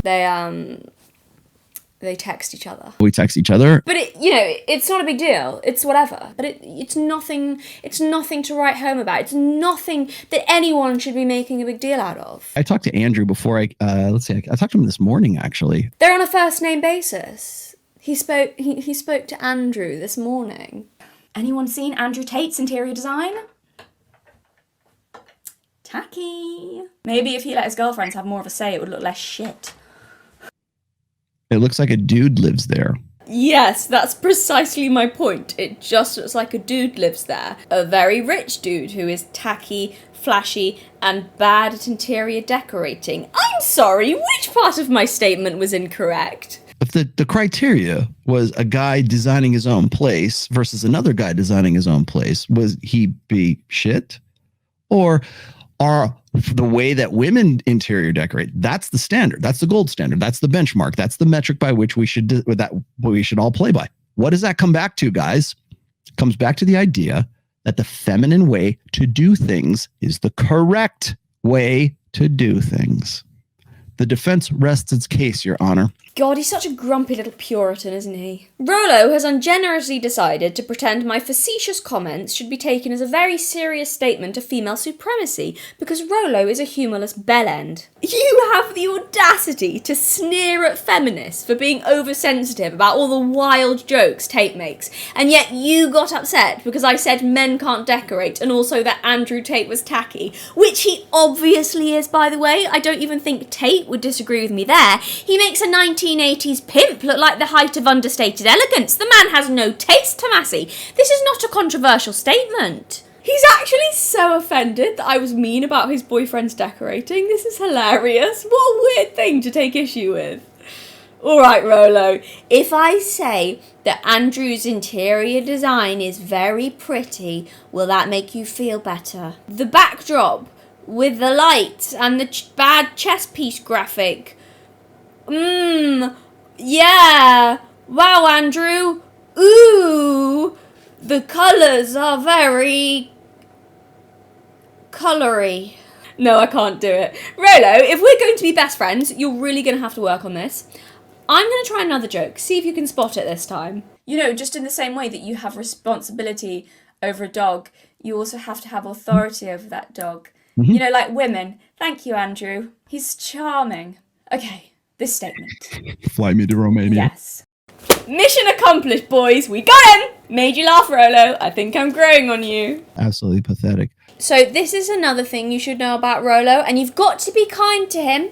You've got to be kind because he's a little insecure about this. He's working on his sense of humour. Now, he's not there yet. But he's made some progress. Rollo, do you want to show the group what you've been working on? The phrase itself, my dear, is not about... Not meant to get a Cockney accent. It's not about authority and responsibility. Bollocks. That was a good try. Now, just try to loosen up, yeah? We should work on your stance. Relax your shoulders a bit. Take the rod out your arse and try not to look so much like you're sucking on a sour lemon. And who knows, maybe one day you'll manage to get a reluctant chuckle out of someone. Isn't Rollo too old to still not be over the novelty of an English accent? I don't know, I feel like at his age, he should definitely have come across enough British pop culture to not giggle at the funny words. Get in the bin. Protection. Get in the bin, you bloody wankers. Exchange for obedience. It's actually a little bit adorable watching him get so amused at my accent. Like the pure and innocent delight of a little kid when they discover something new in the world. We're watching Rollo Tomassi discover English people in real time, and I think he likes us. Wow, what's not to like? The most amusing thing about Rollo's stream, however, is not my accent. The most amusing thing is that Andrew Tate was watching it. Man, Andrew Tate is actually watching the stream right now. As you may or may not know, Rollo is in personal contact with him. Not that it's a big deal. I mean, they text each other. I just got a text from Andrew. Andrew, darling, and how is my favourite little attention whore, the most famous drama queen on the internet? I'm honoured, truly, that you caught some of my video, though I really think you should watch the rest of it. I think you'd find it fascinating. This time without Rollo's dull commentary. It's far more intimate that way. Oh, hang on. Sorry. Oh, I'm forgetting myself. Terribly embarrassing. I'm much too old for you. I do have a 17-year-old sister you might be interested in, though. I know you've set a precedent with hitting on girls her age. Once you're 18, if you want to get yourself a real man, I know a guy. Get them young so they're easily moldable, am I right? Yeah, you say it's because they're innocent and less experienced with men. I say it's because their prefrontal cortex hasn't fully developed yet and you seem to enjoy being able to easily control people. Tomatoes. Congrats, by the way, on being able to drum up enough controversy to make yourself interesting for 15 minutes. You could give the Kardashian sisters a run for their money in terms of being a vain and insecure, toxically feminine agent of meaningless materialism. The real trick being how you did that, but somehow convinced people like our slow friend Rollo here that you were doing something new rather than being a man doing what fame-hungry women have done forever, but actually managing to brand it as a new form of masculinity. Round of applause for that one. Well played, Tate. I think this means Randy Andy heard me say his argument was stupid, his interior design was tacky, and also that he's a boring cunt. All true, and I'm just grateful he had the opportunity to hear such a heartfelt message from a devoted fan. I hope he knows just how much I meant it. For making this possible, I'd like to thank Mr. Rollo Tomassi, teacher, mentor, guide, father figure, religious leader, best friend. Couldn't have done it without you. Would you be happy for me if I brought home someone like Andrew Tate? Are you actually having to think about it? No. I'm just thinking about how I'd react. Because he's a big lad. Well, for a start, I'd be really shocked if you did. Yeah, it'd be out of character for me. Yeah. The first reaction would be, fuck me, did I do that bad a job at parenting? It would be my first reaction. And in which case I'd go, shit, I have some responsibility here. This isn't very good. Jokes aside, I was more than fair in my criticisms of Andrew Tate, so what I'm not going to do is allow Rollo to paint me as yet another feminist harpy who has a problem with Tate just because I can't take a joke or because I'm upset about Tate's observations on biological differences between men and women, especially when Rollo didn't bother watching my video before deciding my criticisms of him must be unreasonable. I'm not bloody having it. In the immortal words of Greta Thunberg, how dare you? When actually, it's a load of utter bollocks. Okay, Tate well. talks a lot of shit, guys. You don't have to believe him just because he's cocky. Okay. The delivery is one thing, but what do you disagree with? Wild suggestion. Maybe watch the video and find out. She's just upset and pissed off that Andrew made the observation that men are physically superior to women. By and large, men are way more superior when it comes to tests of physicality. That's it. Simple as that. Serious question. Are all streamers this lazy and incompetent, or is it just Rollo and Vorsh? Anyone who's even vaguely familiar with my channel will know how ridiculous an accusation this is for Rollo to make, because I myself often make the observation that men are physically stronger than women, but why actually engage with my arguments when you can just build a straw man? If you'd actually bothered to watch the video you decided to publicly tear apart Rollo, what you would have discovered is that I spent a huge part of that video defending Andrew Tate. I was furious about his ban and the censorship of him. As Tate quite rightly points out, there are far worse people than him who are still allowed public platforms. I also defended him on the sex trafficking and women beating allegations because, as far as I'm aware, there's no credible evidence to support any of that. I also say in that video several times that I don't give a flying fuck about his edgelord behaviour and politically incorrect jokes. He wants to say that women are incompetent, lazy, shouldn't have careers, and that he wouldn't trust a female pilot. I don't care. I am unbothered by those statements. I don't care what Andrew Tate believes about women, and honestly, he mostly just strikes me as the gobshite 12-year-old boy at the back of the classroom who can't sit still and says outrageous stuff for attention and to try and wind the girls up, which worked. I personally don't find him that funny. I think he's grating and annoying most of the time and relies on shock value rather than wit, but humour is subjective and I'm not upset by the stupid rants, they just make me roll my eyes. I said that in my video. I also said, which again, you wouldn't know, Rollo, that Andrew Tate has a lot of valuable things to say. Bet you didn't expect that. Maybe you should have watched my video first. I do have harsh criticisms of Tate, yes, but my criticisms were fair. Believe it or not, a lot of Andrew Tate fans have subscribed to me and hardly any of them had a problem with my video. I also think you and I, Rollo, have a fair bit of audience crossover, which is probably why you got sent my video in the first place, so it'll be interesting to see how this one goes down.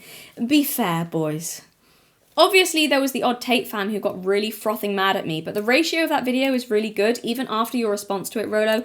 And there are also a load of comments from Tate fans who said that I was fair on him, that they could see where I was coming from, even if they disagreed, that my criticisms were reasonable, and who also said that my argument that Andrew Tate is more toxically feminine than he is masculine was surprisingly convincing. I know it's convincing, because it's true. He behaves like a teenage girl. In short, I was fair on him. I know I was fair on him, and I'm not having someone who didn't even watch it say that I wasn't. I was fair on Andrew Tate, but you were not fair on me, Rollo. People in glass houses shouldn't throw stones. You're more than old enough to know that. I've also heard Tate say this, that men are superior. And I'm bored. I certainly, I think contextually wise, you probably, if she heard this, she probably got a 30-second buzz clip that was out of context, because that's how we make money today on YouTube and TikTok and Instagram Reels and everything else. Had she taken that in context, I think she would have a different opinion, because I'm about to fuck up this program. When Tate first appeared, his fans were accusing those who didn't like him of only being aware of his shocking short-form content and taking hyperbole seriously. So, I went away and I made sure to listen to a lot of long-form interviews with him to make sure I understood his actual views. The more I watched, the more I saw he can be charming, thoughtful, respectful, that he's clearly not an idiot, that he has some great advice and interesting things to say, and also that he's one of the most repulsive public figures I've ever come across. See, contrary to what I was promised by his fans, and contrary to what you suggested, Rollo, I actually formed my distasteful opinion of Andrew Tate through watching long-form interviews and not from short, out-of-context clips. You were one of those interviewers as well, by the way, Rollo. I've heard him several times calmly and extensively explain how you manipulate young girls to get them to the point of doing anything they're told, about how easy it is to push the boundaries of young women around. Just state something enough times and with enough authority and you can get them to do things, both sexually and otherwise, that initially they didn't want to do. Maybe this is hyperbole and he's not like that in real life. Perhaps. Doubt it, but perhaps. But he's giving that as advice, so that sort of becomes irrelevant and I'm allowed to have a problem with it. There are several examples I could bring up, but let's use the same one I did in my last video, because you're in that clip, Rollo, and you seem to be agreeing with him. You're nodding and laughing a lot at the very least. And this is not a 30-second out-of-context snippet. The context is that it's a long conversation with a group of men on Fresh and Fit, a show which brands itself as offering men dating advice. And all of you guys are agreeing and regularly interjecting with your own advice, so it seems like something intended to be taken seriously, but if I'm wrong and totally misinterpreting it, why don't you enlighten me on what he really meant, seeing as you were there? I won't play it again because this video will already be far too long, but if you want to know, go to my video on Andrew Tate, the section on toxic femininity, and it's the part, if you roll through you should be able to find it, the part where he's on Fresh and Fit. It's a long clip and I then talk for about 15 minutes and give my proper in-depth opinions of not only what I think of everything he said there, but also my opinions of every so-called man in that room, you included, Tomassi, and I wasn't complimentary. In that clip, Tate is talking about how to use sex as a, quote, weapon. We're off to a good start. Sounds like a healthy part of a loving relationship right off the bat. Also, he sounds like a girl, but whatever. So he talks about how if your girlfriend behaves in a way you don't want her to, you should withhold affection and chip away at her self-esteem to make her believe you don't love her anymore. Talking about how to subtly change on a small level in order to hurt her. Yes, he said that. His conscious intention being to hurt her, his exact words being, fuck her like she's nothing, but not in a good way like she's nothing, in a bad way like she's nothing. The real G's know what I'm saying here. Wow, Andrew, you are so cool. Has anyone ever told you how cool you are? I wish I was as cool as you. Maybe we can meet up behind the bike sheds after school and be cool together. So Tate does this to, quote, shock her and put her in line. Hurt her bad were his precise words because, and you'll know this, Rollo, people are easier to control when they're either traumatized or their self-esteem is at rock bottom. It's particularly effective if the person you're doing it to is young and naive, you know, Tate's demographic of girlfriend. Sex is a good tool to use to do this because a girl is in her most vulnerable place in that moment, as Tate says. This was the conversation Justin Waller was involved in that I referred to earlier as well, by the way. So, you know, easier to program, which is just a euphemism for trauma-based mind control, the constant attempts to justify it, because if I don't program her, society will, are utterly pathetic, a transparent excuse to get to be selfish, and contrary to what you believe, all people can be programmed, not just women, don't be stupid. Now, I haven't been in an abusive relationship like that, but I used to have an aunt who was. She's passed now, bless her. She did everything her husband told her for a long time too. He used tricks like making her feel worthless, or to use Tate's words, like nothing, to intentionally hurt her bad, to make her insecure so she'd be shocked into falling in line, and she was also a shell of who she used to be by the end of it. If you regularly shock someone into feeling like she's nothing, guess what ends up happening? They end up feeling like nothing, hollowed out, not really there, in shock. Amazing, who could have foreseen that one coming? Pulling shit like that on someone is not a joke. It's not good relationship advice, it's not funny, and it fucks with you for years. Fucks with any children involved in the situation too. Fucks with them a lot. And Andrew Tate is callously giving out that sort of advice on how to intentionally hurt your partner just so you can get your way more often. Wow, what a shining bastion of protective masculinity he turned out to be.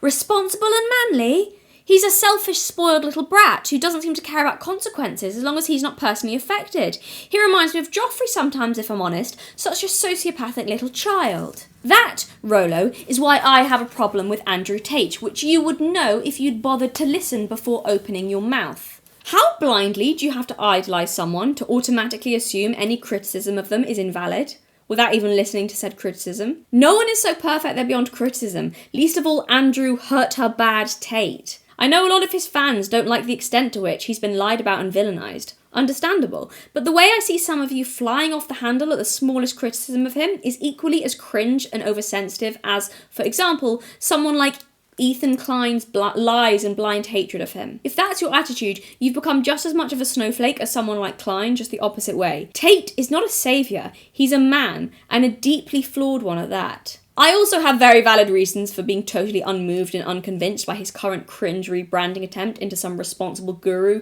but we don't have time to get into that right now. Working towards a transformational relationship, not a transactional relationship.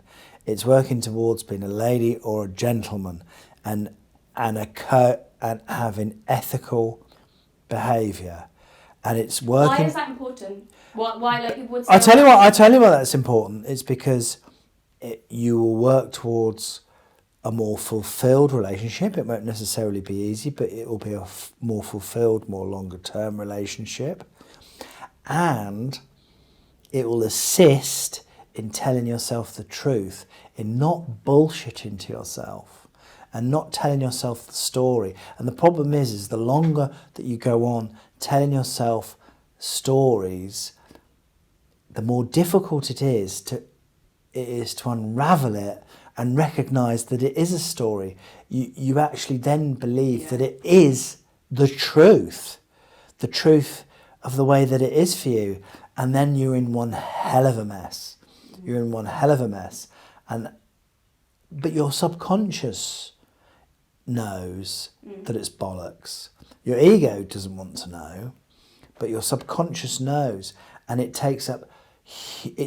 becomes exhausted. It takes up huge amounts of energy, huge amounts of time, and that's when you get stressed, when you get ill, and you just have to, and I'm not saying, and the thing is ostensibly that route is easy to take, because sometimes facing up to stuff is, and I'd be one of the first to hold my hands up and say, God knows I've been down that route many occasions.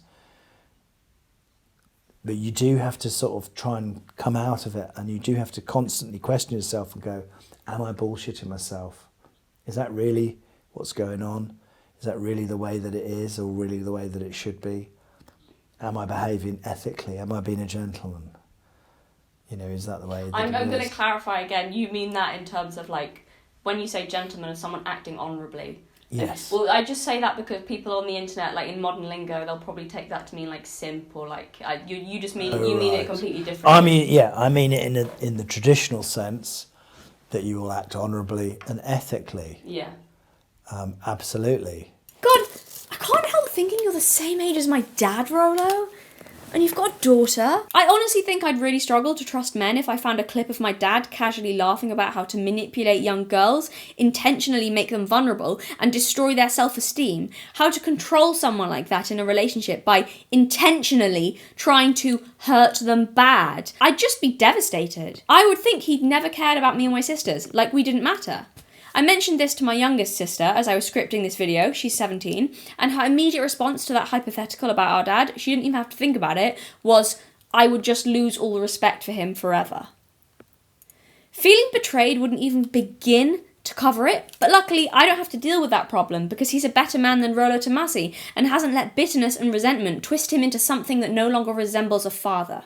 Even if it was something my dad believed before he had kids, I'd actually struggle to reconcile with it. But Rollo actually has a daughter at this point. It's fucked. maybe that's not fair of me. I don't know. Maybe that's out of line. But if you get to cast doubt on whether or not Mikhaila Peterson is a terrible mother and borderline psychopath, I think I'm allowed to point out how messed up you have to be as a father to think that is even a remotely acceptable way to conduct yourself in a relationship with a young woman. This isn't the only time I've seen you and Tate having a conversation about this sort of thing either, Rollo. And let's all just be honest here. What do we think Rollo's reaction would be if he were to listen to a group of women sitting and talking on a dating show about how to manipulate men?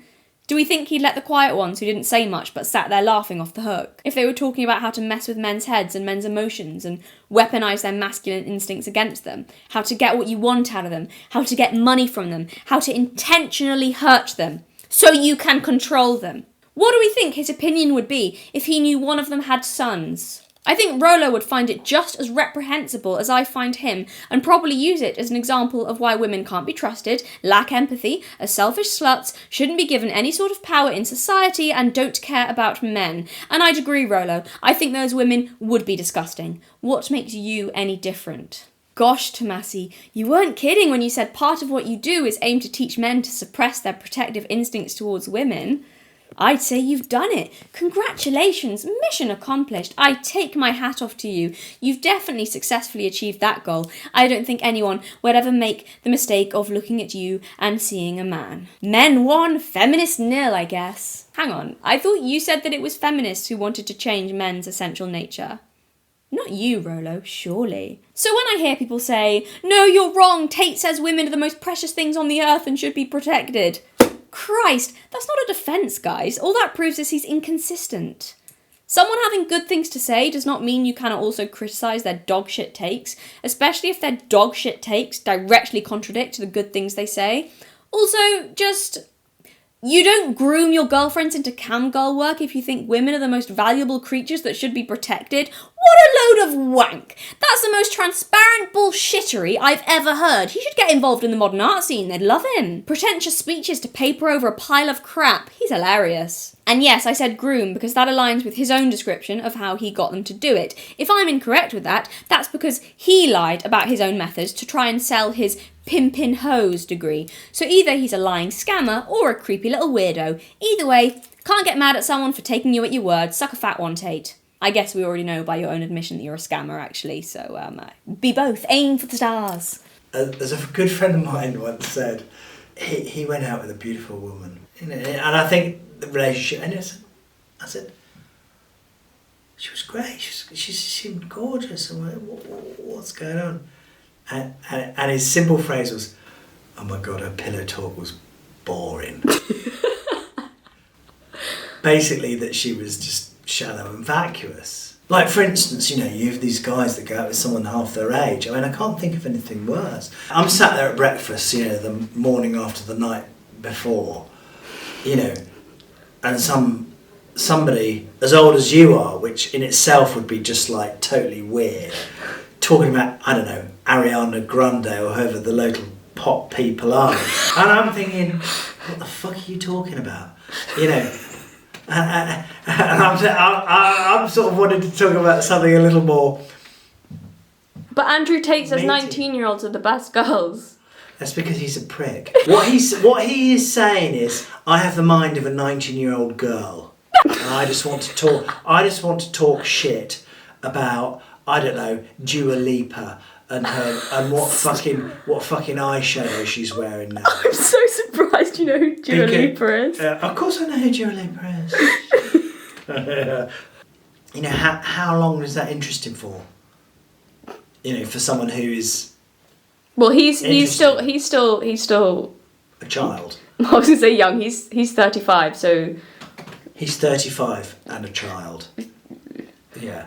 I've yet to see anyone, including Rollo, actually address in a valid way my actual criticisms of him. Normally they just get mad at me, say I want to fuck him, ooh, gross, or point to something else he said and say, see, but he's good. And you guys can like him. I don't care. I'm not telling you how to feel, but I'm allowed to not like him. My reasons for this are entirely fair, and people who are painting everyone who doesn't like Tate as sleeping, mind-controlled NPCs who just can't think for themselves and have fallen victim to the liberal world order, you guys are just as cringe, oversensitive, brain-dead and pathetic as those you claim to hate. Grow up.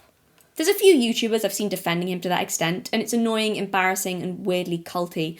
I thought we wanted diversity of opinion and for people to make up their own minds. Stop having hissy fits because people don't like your mate Andrew. It's creepy. And by the way, I acknowledged he has some good things to say because I'm not a child who has to see the world in a totally black and white way. Now, can you acknowledge the bad things, or are you too busy sucking his dick? We text each other. Got it. I talked to him this morning, actually. Actually, Rollo, and I have been meaning to bring this up with you, but we are actually medically concerned with just how far you've managed to crawl up Tate's arse.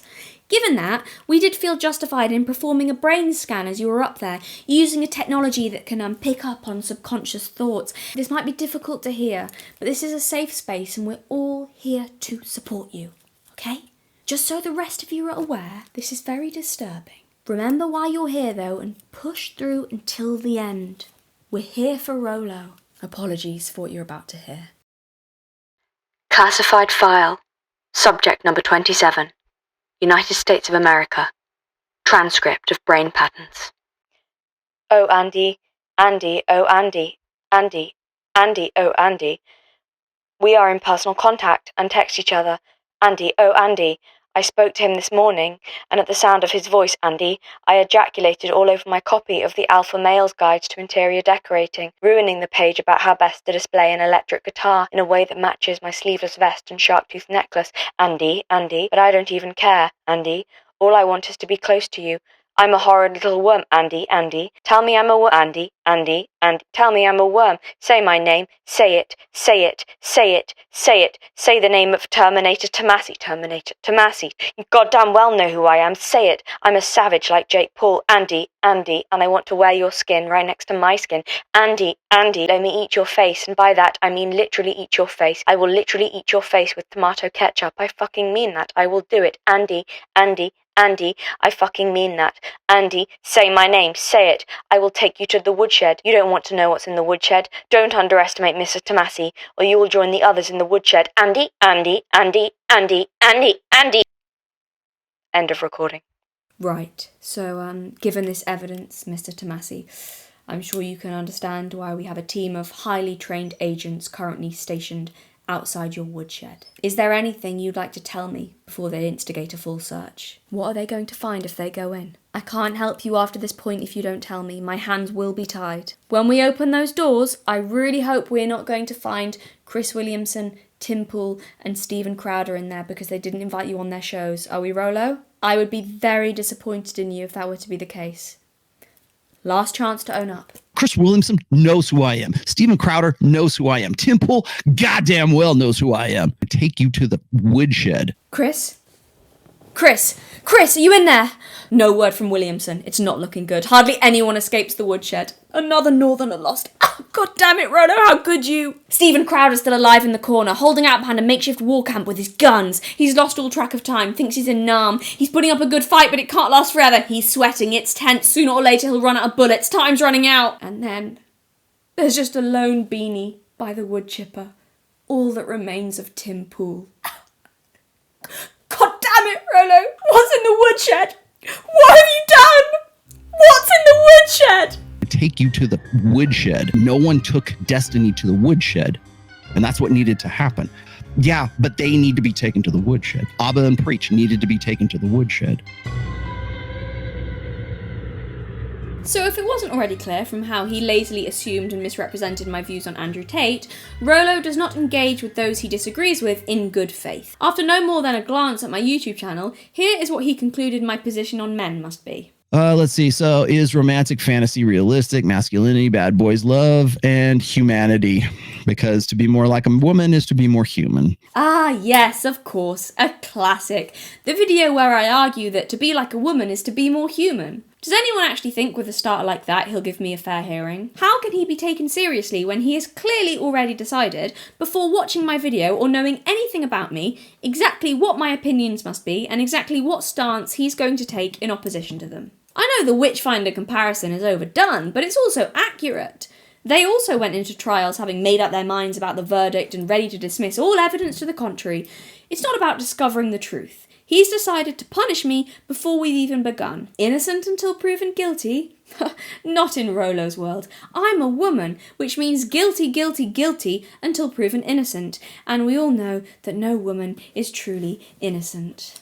Guilty, guilty, guilty, guilty! Right. What Rollo is doing here, by the way, is a sneaky little underhand tactic called poisoning the well. Before he knows anything about me or my positions, what he's doing is letting you boys know that I'm one of those women.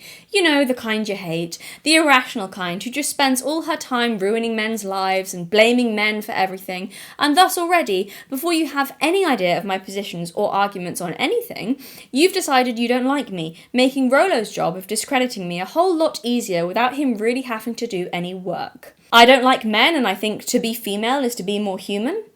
Yeah, sounds true. It's not, and it's not what I said at all in that video. That's actually the exact opposite of what the video was about, and it's very easy to prove it. I literally said in that video that it was actually intended as something of a love letter to masculinity, but with zero knowledge, Rollo's going to claim it anyway because it serves his agenda. He knows none of his followers will likely check if that's what I said, and no one ever calls him out on his irrational behaviour, so he thinks he can probably get away with it. Yeah, she dehumanises men, so you should hate her. Source, trust me, bro. The real insult here, though, is not at me. It's an insult to his followers' intelligence, and one that, contrary to his whole brand, relies solely on appealing to the emotions of his subscribers and not their rationality. It's the same thing Vorsh did, where he pretended I was some extreme right-wing conservative who just wanted sexual attention and to be degraded by men. Thus everything I said could be dismissed as being unintellectual, so he didn't have to bother engaging with what I was actually saying. Poisoning the well wasn't on your list of logical fallacies then, Rollo? Yes, he has a list of logical fallacies, because of course he does, and he pulls them up whenever he gets a whiff that someone has experienced an emotion. So now we come to my main argument, which Rollo never properly engaged with. As I pointed out earlier, he took my joke about interior decorating seriously as something he decided to respond to, but a lot of my actual points he allowed to pass him by without comment. In brief, my argument was responding to something I've heard Andrew Tate say, and it's also something Rollo believes. It is this statement: women should obey men because men are responsible for the safety of women and, quote, responsibility without authority is slavery. Watch the beginning of my video if you want to properly understand my counter-argument if you get confused in this section. But in short, my counter to this is 1. Women have certain responsibilities towards men, making that point null and void. And 2. Women carry the burden and dangers of childbirth and creating the next generation, meaning the actual trade-off is not women are obedient because they get safety from men. The actual trade-off between a husband and a wife with kids is the man carries the burden and dangers of physical protection because the woman carries the burden and dangers of childbirth, infant care, and keeping young children alive, something Andrew Tate doesn't understand because he lives a weird hedonistic lifestyle not based on the reality of how most men and women engage with each other in family units. The way he treats the girls around him only tolerated because of his extreme wealth and because he has transactions, not relationships, and therefore not advisable for men to take as general advice for what is reasonable to expect from women when dealing with the non-gold digging kind, but something Rollo Tomassi, as a father, should be more than able to comprehend. That men should have authority over women because men have responsibility towards women, and responsibility without authority is slavery. That's the dumbest fucking thing I've ever heard. If you can look me in the eyes and honestly tell me that you don't believe women have any responsibilities towards men... Here's me looking you in the eye. That's not what it says. Here's me looking you in the eye. You're misinterpreting the whole fucking thing. Yes. As predicted, as I would expect. And as I would expect, you can't do it, can you? I didn't ask you if I was misinterpreting it. That wasn't the question. You don't need to get into if I fully understand your philosophy. Let's just forget about that for now.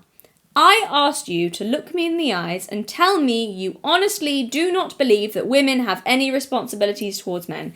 That's all. Let's see whether or not you believe that, and if I'm misinterpreting your argument so badly as you say, well, it wouldn't matter if you conceded that point to me.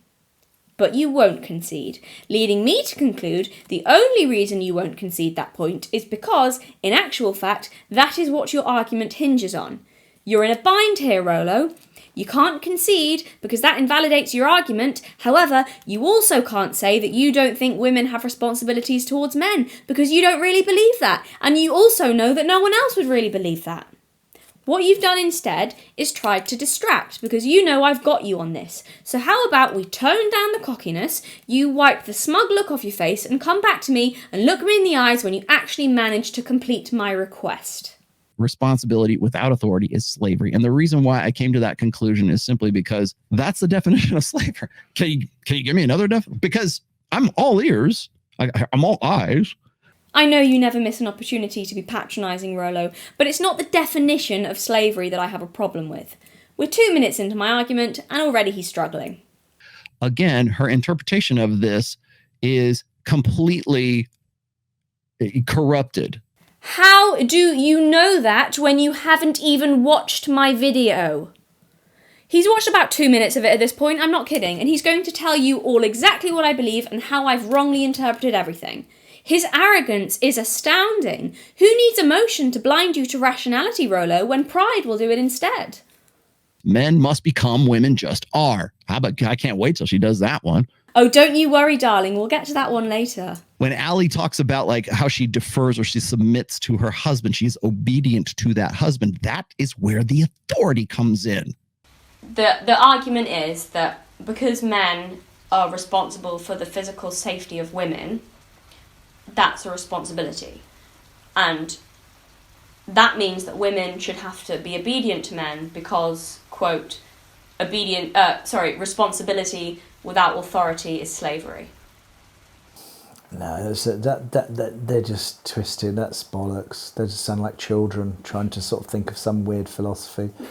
No, again, you see what they're describing there, those boys, are a transactional relationship, and that's not very mature and not very enlightened, and it's hollow and vacuous. You want a transformational relationship. So yes, as a gentleman, you will protect. Well, you will protect anyone you feel that is threatened if you feel that it's unjustified. But then and the point about a gentleman is he doesn't necessarily then expect. Can I tell you a quid pro quo that because I have protected you, you then must do this for me. That is not a gentleman, that's a child. Okay, so here's my counter to that point, is that if you're just going from purely how nature designed things perspective, the reason why women aren't as physically strong as men is because the energy that was diverted from that into them being able to carry children. So the point being, men don't carry that burden of bearing children, the dangers and burden of having children, and then of caring for an infant, and feeding and caring for an infant for having to be really close to them for the first year or so of their life, and then until they're up for several years. So my argument there is that that's the equal trade-off. Is that it's because women have that burden and responsibility, the responsibility then on the other end for men. Yeah, protecting young kids and yes. childbearing women. Yeah, I suppose then women shouldn't have to be obedient because that's not the. It's like then you're completely ignoring that burden that women take on. It's not a case of should have to be or shouldn't have to be obedient. It's a relationship. They're working together. It's not a fucking brigade. Well, I would argue this is that when women are the head of the household, when women believe that they are the authority in that marriage, they call it a partnership. But when a woman acknowledges that the man is the primary authority within that partnership, in that marriage or that arrangement, she calls it a marriage. When did I say women should be the authority and head of the household? This is what I mean about him. He just takes these huge logical leaps and makes things up. He's got this idea of himself as some tough-talking cowboy. I just say it straight and don't pull any punches. That's why people don't like me. But Rollo, there's a difference between being harsh, I would know, and then just being an uncharitable dick and warping someone else's argument to the worst possible interpretation, making it seem like they've said things they've never said so you can hammer at them for that. Called building a straw man, in other words. That doesn't make you cool and tough. It makes you cowardly and contemptible. I'll give you my actual view on who I think should be in charge between men and women. In the video you're currently responding to, and in other videos, I've expanded on what I think is a very sensible argument, that men and women, generally speaking, but not always, have different strengths in different areas of life where one or the other should have authority. Of course, still leaving room for exceptions and personal choice and personality type and what works for some people and won't work for others, because everyone is different. That is a perfectly reasonable and well thought out position you have yet to offer valid criticism of. Because from what I see, my argument that either both have some form of authority over the other, or neither do, is a well balanced and reasonable argument, and your counter that men should just be in charge all the time just because I want it seems the childish and emotions based one. Stamp your foot any harder and maybe you'll vanish through the floor. Goodbye, Rumpelstiltskin. Fairy tale reference for you there, Rollo. Isn't that fun? Let her finish because I'm about to fuck up the program here. Okay, he's really not. Her logical fallacy is going to be this. She's going to answer criticism with another criticism. Women and a female mindset always does this because it begins from the perspective that men and women are equal or should be equal, that we're blank slate equals, that men and women are not different. Brilliant. He's apparently identified my whole worldview because of his elite knowledge of the female mindset. Yeah, there's only one problem. I don't believe that men and women are not different. And what's hilarious is that he's about to find that out live because he's streaming, and it's a gift to watch his face change as he begins to slowly realise just how much he fucked up and misinterpreted my argument. He doesn't deal with it well, starts getting very agitated and resorts to insulting me to try and cope with the embarrassment. Pride comes before a fall. Drown, bitch. I don't care. You got yourself in this mess. How's it going? Because men and women are different. We have different brains. As I've shown, I've proven to you, and I could give you a whole lot more than just that.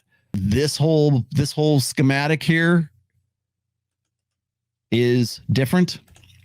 Okay, I can show you the fMRI studies again if you'd like, the connectivity. So in another example of Rollo brings up data that doesn't actually disprove his opponent's point, he begins to explain to me that there are differences between men and women. Well, thanks, Rollo. I had no idea. Which of course means that he actually just ends up agreeing with me most of the time, and then he repeats things I said, but with the addition of, yes, so there. Aggressive agreement, like I told you earlier. It's an interesting debate tactic. Points for the sheer audacity. Men and women are different. Right, Tomassi, our dispute on this specific point is clearly only over semantics. I understand how you're using the word equal to mean the same. But if I'm honest, I think that's actually a bad word to use to get across what you mean, and I think it confuses your message. There we go, friendly advice.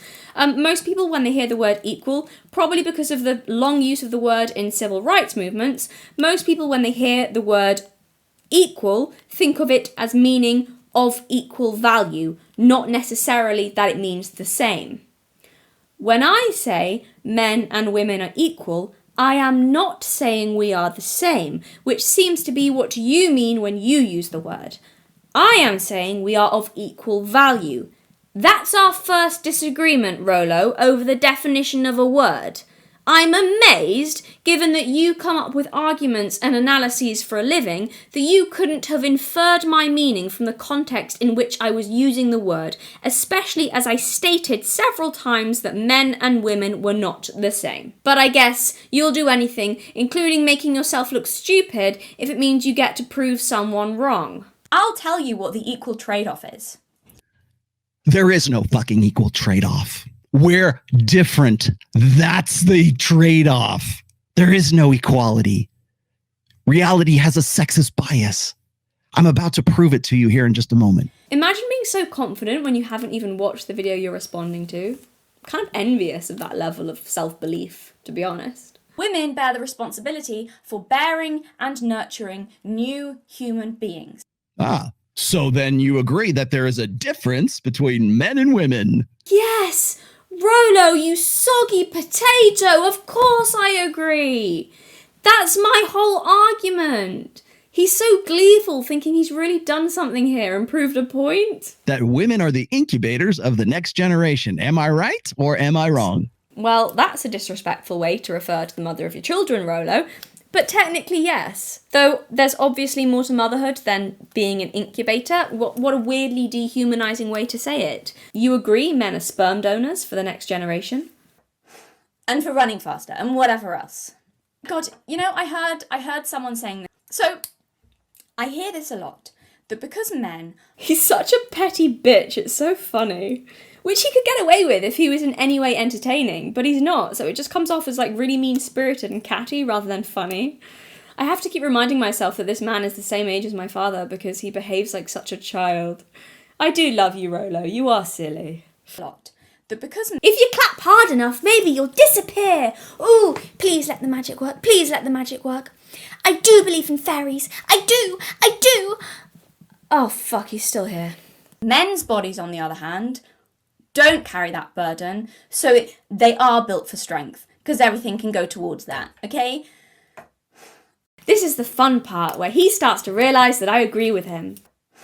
And for running faster, and whatever else. God, you know, I heard someone saying this as well, one of these red pill guys, that women want a man... Look at his face here. He knows that he fucked up and he's trying to distract. Everything about our bodies are formed around that. Our bodies are formed to grow and nurture small human beings, and thus the sacrifice nature makes to ensure we can do that is that we are not as physically strong. Mm-hmm. The energy that went into building us went towards another purpose. Our bodies are built for growing life, not for strength. Right. So perhaps there's no equality, the equal trade-off in all of this. Maybe you just got the shitty luck of the draw. Yeah, so can we please just stop pretending at this point that Rollo is in any way unbiased and doesn't just see being female as an inferior state of being? The shitty luck of the draw. I mean, I don't feel that way. He clearly thinks I should, though. I heard someone saying this as well, one of these red pill guys, that women want a man superior to them in every way, stronger, taller, etc. Yeah, his name was Patrice O'Neill. I said it. I wish I had the echo effect. Patrice O'Neill. Yes, women want a man who is stronger, taller, tougher, six-pack abs, six-figure income. But you didn't listen to the end of my sentence, Rollo. Had she taken that in context, I think she would have a different opinion. How about take your own advice? Maybe she's not stupid. I don't think she's stupid. I think she's just ignorant, or I think she's just... Aw, that's nice, Rollo. Well, I think you're stupid. No, really, I'm not even trying to insult you. I didn't initially. Initially, I just thought you were a bit of an ideological prick. It didn't occur to me that you might actually be an idiot. But you are. The more of your content I watch, the more I am just absolutely convinced you have to be stupid. He's just like not very clever at all. He's really dumb. There's no joke, no insult. That's it. He's actually very, very stupid. So then he goes on to talk about the fact human babies are born with big heads, explaining basic human evolution and sexual dynamics to me like I've never heard them before. I know all of this. I know why human women are more vulnerable during pregnancy and with infants than other animals. I know humans are born premature because of our heads, and this does not disprove my point. It actually backs up my point. He literally here just makes my argument for me. I'm not ignorant, Rollo, I just think you're fucking wrong. So you were raised by all women, weren't you? Grandmother and mother. Yeah, and with a sister. And with a sister. Been married for a long time. You have 3 daughters, and you've got a son. So, are women naturally obedient? Are women naturally obedient? Yes, Well, to men. Your mother bloody isn't. I think if it suits them. And how do you prevent the females from exploiting that protective instinct to take advantage of males, or from making themselves unprotectable by ignoring male guidance, by imbuing women with the same instinctive obedience towards men that children have towards women? Okay, so prove it. Children don't have innate obedience, first of all. That's what discipline is for. They have innate trust for their parents, but that's not the same thing at all. Okay, it's innate. It's evolutionary. How can you prove that, Rollo? Women needed to have an instinctive obedience towards powerful, worthy men. Do we? This is fine, but it's an opinion, Rollo. It's an opinion. Do you think, so you don't think women are naturally obedient? No. Well, so my thing there is that the problem I have with this is that I think a lot of human beings in general are obedient. And I think there are a lot of obedient people. But I think the mistake that he makes, or people like that make, is that women in general, the question becomes, because human beings can be obedient. No, you're right. The question, because there are some women who are obedient, but then I could just turn around and say, well, I know loads of men who are really obedient. No, you're right. No. So it's like, is it that women are more, like, some people are obedient, but is it that women are more obedient than men, or is it just obedient people? Yeah, no, you're right. It's obedient people. That's how the species survived. At least until the sexual revolution, and everybody got it, and women got a big fucking head about it. I can give life to their children. Like every other one, like your grandma and your great grandma and everyone else who came before you. So, and you know what? They also responded to that instinctive obedience to men who were protecting them. But how do you get there? Show you're working, Tomassi. Respect, I agree with, but it doesn't seem obvious to me why obedience is part of that. So, here we go. And this will piss her off to no end. Sexism is hardwired into our species by evolution as an inevitable result of our giant heads. Making stupid arguments is wired into Rollo as an inevitable result of his giant head. Every religion, social philosophy, or sexual strategy is grounded in working with these two instincts. The female, number one, the female instinct to submit and the male instinct to protect. Got it? I don't think that's true at all. All religions and cultures are grounded in the female instinct to submit. I actually think you could turn around and make the opposite argument, that many religions and cultures are built around the idea women are naturally disobedient and are built in part to regulate that natural disobedience. I've heard that before in some Christian circles, that women are less moral because we're less likely to obey God's law, more likely to break the rules, more needed to be closely regulated, lest our natural rebelliousness get the better of us. From what I remember, it was Eve who broke the rules and disobeyed God, not Adam. And who could be a more powerful and worthy man than God? Eve, God says. Eve, I said you could eat anything in this garden except this one fruit. Why couldn't you obey this one rule? And Eve says, did it because it was a rule, and the snake said it might be fun in it. Pandora, who was told very clearly, do not open this box. And what did she do? She opened the box, unleashing chaos onto the world, because of course she did. There are actually so many stories and myths about women not being able to help themselves and breaking rules. Bluebeard, don't go in this room. So she went in the room. I'd go in the room too. Cupid and his lover. Cupid says, look, you can have whatever you want, but whatever you do, just do not look upon my face. And what does she do? Well, she lights a lamp when he's asleep and looks at his face. Fair play to her. Why not? Lot's wife. Don't look over your shoulder, love. You must obey this commandment. And what does she do? She just has to look over her shoulder and is turned to salt. Worth it, though. Curiosity. The downfall of both women and cats, apparently. Now, there's an interesting thought. Is pride the hero's downfall? And curiosity the heroines. There might be something to that. Look, why would we need to have so many stories warning women not to be rebellious and break rules if we were naturally obedient? Clearly it was something of an issue, Rollo. I don't think women are portrayed as instinctively obedient at all. If anything, religion and mythology seems to stress that it's harder for women to follow orders and conform, mainly because of insatiable curiosity. One could argue that's why the Bible has to stress women obey their husbands so much, because it doesn't come naturally. See, that's such a weird argument, because I can turn around and make the argument that it's actually men and not women whose most basic instinct is obedience. In a totalitarian state, or police force, or military, who is more likely to do what they're told? Throughout history, who's used the excuse, I was just following orders, more? Men or women? If men are more instinctively protective than they are instinctively obedient, then why can so many of them override their protective instinct to carry out heinous crimes because someone told them to?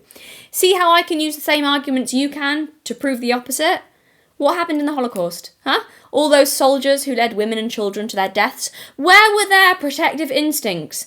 Oh, that's right, those protective instincts were overruled by their instinct to obey. Funny that. I see how nature made it work. By imbuing women with the same instinctive obedience towards men that children have towards women. Where, Rollo? Show me where. You just keep repeating this. Bring up studies that prove this. Do it. And not some bullshit cop-out where you bring up something totally unrelated, like you often do. No. What I'm going to need that proves that point is good enough data that proves most, not some. It will need to prove that the vast majority of women have an innate obedience towards men. And it will also need to show that women are more obedient than men. Good luck finding the study that says women are better at following orders. Studies on agreeability do not count, because that is not the same as obedience. Those are not the same because you can use being naturally agreeable to indirectly be disobedient and get your way, often without someone noticing. So we can dismiss that one. I'm not surprised you think women are naturally obedient because, and full offence intended here, Rollo, you seem like exactly the sort of man stupid enough to see only the obvious outward shows of aggression and assume whoever outwardly appears to be the most dominant one is always the one in charge. Not always the case. Who's harder to raise, boys or girls, in your experience? Girls, God, yeah.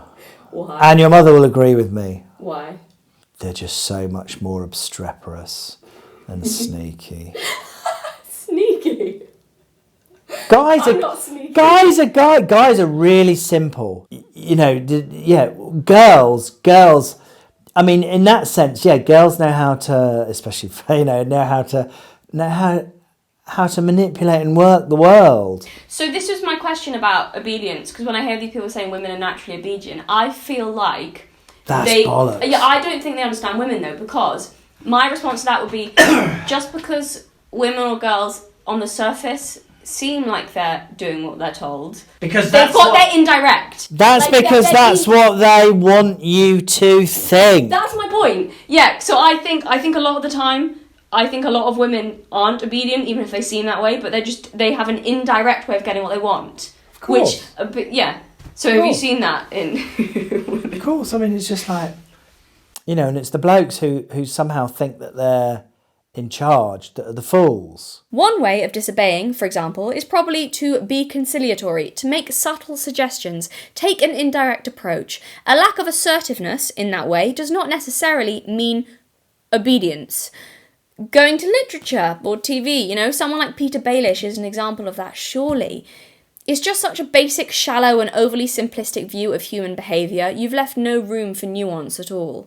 What, if anything, has having... Sounds like an exam. Yeah. What, if anything, has having and raising 3 daughters taught you about women that you didn't know as a young man? Well, that's tricky because I was brought up by grandmother, mother, and with a sister. So yeah. I don't know if that necessarily applies. What didn't I know about women raising 3 daughters? I don't really know. I mean, they're incredibly cunning, but in the most charming way. So even though it's like sleepwalking into a trap. You know exactly what's happening. Your eyes are wide open, and yet you walk into it anyway. I think the instinct that you're talking about, Rollo, if I may, is to nurture and not to obey. To nurture would make far more sense as a female's fundamental instinct than obedience, surely, from a purely evolutionary point of view. I mean, here's the thing. If her husband told her to hurt her child, what woman would do it, no matter how powerful or worthy he was? I know that's a simple statement, but surely that in itself proves what I'm trying to say about which instinct is the most powerful and what would be the fundamental instinct there. It's actually kind of insane to me that you think a woman's basic instinct in regards to men is obedience. I don't think it is. I think no. But what would you say to well, that's just because you're a weak man? What, that women agree with me because I'm a weak man? No. That you don't. The only reason you don't think women are obedient is because you're a weak man, so that women wouldn't listen to you. No, because I'm intelligent and I know that how they can move the world very subtly into ways that suits them, and it's pointless pretending otherwise. I think if you were going to generalise about a woman's most basic instinct in regards to men, you could make a solid argument for the nurture one. Why else do a lot of women get all "I can fix him" with bad boys? Okay, so what would you say to, because a lot of them go, well, women love bad boys. Yeah, a lot of women do, but I personally know a lot of my friends, girlfriends that grew up and I can think just straight off the top of my head 3 examples of women who always think they can tame the beast, and it always ends badly. Yeah. Have you ever seen it end well? No. I would say women do like to be treated well. What they don't like is a pathetic man fawning around them. Okay, yeah, that's what I was going to say, because a lot of people might interpret you saying gentleman as like, they call it simps now. Yeah, no, that's very different. So like no. someone who's like tripping over himself. Yeah, no, because in the right. But this whole thing of like women don't like nice guys. If the situation's right, not with women, but a gentleman will have a punch up and smack someone in the face if they're behaving badly. Can women love? Well, I bet you anything that's probably a bastardization of Iron Rule of Tomassi number 6. Bad boys, hot or just weak? Well, I can show you the stats that show you that women love hot bad boys. There are stats on that? I'd bloody love to see the stats on that, actually. Thanks, Rollo. Also, I love how he has Iron Rules of Tomassi. Of course he does. Right, okay, so I know people bring up the bad boy in women's fiction a lot as evidence that women want to be treated badly or totally dominated and walked all over by a brutal man, but I have some insight into this because I used to mock a lot of those books on my channel. So when I tell you that I know all about the bad boy trope, I know all about the bad boy trope, okay? And there's a key element that all of you guys who don't read women's fiction are missing. The bad boy is never just some hardcore dominant brute. The key element that is almost always present is that the bad boy is emotionally damaged. He is hurt, he is suffering, and that is why he is cruel. And over the course of the story, the heroine heals that part of him and teaches him the value of kindness and love. Aww. This is so frequent that it's a meme on BookTube and in young adult literature circles. The misunderstood bad boy with a tragic past who just needs someone to see the good in him and he'll be redeemed. Oh, my heart bleeds. I'm not kidding. It's become a joke in the women's fiction world. Bad boys are whiners and don't stop fucking crying about their difficult pasts. They're not emotionless thugs. You've misunderstood it if you think that. The movie After, that utter shit show, is a recent example. Watch how often he complains about how hard his life is and how she's the only one who can kiss it better and make all the pain go away. I haven't even seen that movie. I've seen reviews of it. I haven't even seen it, but I bet 100% that I'm right on that. I'm so confident in that. I have seen people talk about it, to be fair, but I've not seen it, but I bet that happens. But I promise you now, that is a key feature of the bad boy. I need you. You make me want to be better. You're the only good thing in my life. You give me hope there's still beauty in this cold, cruel world. You're so sweet, like an angel. You've saved me. Oh, I can feel again. There will be women laughing at that because they'll know how frequent lines like that are in women's media. You're missing the point of the bad boy, okay? You see the cruelty and think that's the part women like. The cruelty is the symptom of emotional damage, and it's the healing of that hurt little boy within a misguided love interest that women like reading about. It's an appeal to the nurturing instinct in women, not an appeal to a desire to be mistreated or controlled. At least, I think that's a massive part of it that people overlook, particularly people who don't read that. Don't read those kind of books, okay? They're stories about emotionally healing someone in pain, not necessarily stories about just wanting to be treated like shit. If you think of the typical male story being about physically rescuing the damsel, this kind of story is her emotionally rescuing him. Now, is there a dangerous tough guy I can protect you element to it that women also like? Of course, but that's not the whole of it, not by a long shot. And also, by the way, again we come back to the distinction between being directly dominant and indirectly dominant. It's true that in most of those books, the guy will be directly dominant, more likely to have his direct orders followed over the heroine. However, believe me when I say that I could make a very compelling argument that in most of those stories, the heroine has far more power and influence over her love interest than he has over her. So take your all women just secretly want to obey and be controlled by a man more powerful than her and women's fiction proves it bullshit and shove it up your ass. Come back to me once you've wrapped your head around the concept of subtlety. Direct dominance is not the only form of power, and only people with the mind of a child like Andrew Tate or Rollo Tomassi would think that it is. So I also think the problem here is that an instinct to soothe or nurture or trust someone could seem like an instinct to obey, but those are not the same at all. My point is, I don't think you have anywhere near enough information to be making absolute claims about the innate obedience of women, Rollo, or at least not if you're making a scientific argument. Do you think, in general, for humans, do you think obedience is a virtue? Again, you have to put it in context. Well, I'm not talking, so I would make a distinction between obedience. Like if you're a group of soldiers and you're going into battle, okay, but obedience that's not what I mean. Obedience is a virtue. Yeah, no, I mean as a character trait, and I also mean I would also draw a distinction between. I think being cooperative is useful. I don't think being cooperative is the same as being obedient. So that would be just to clarify it a bit more.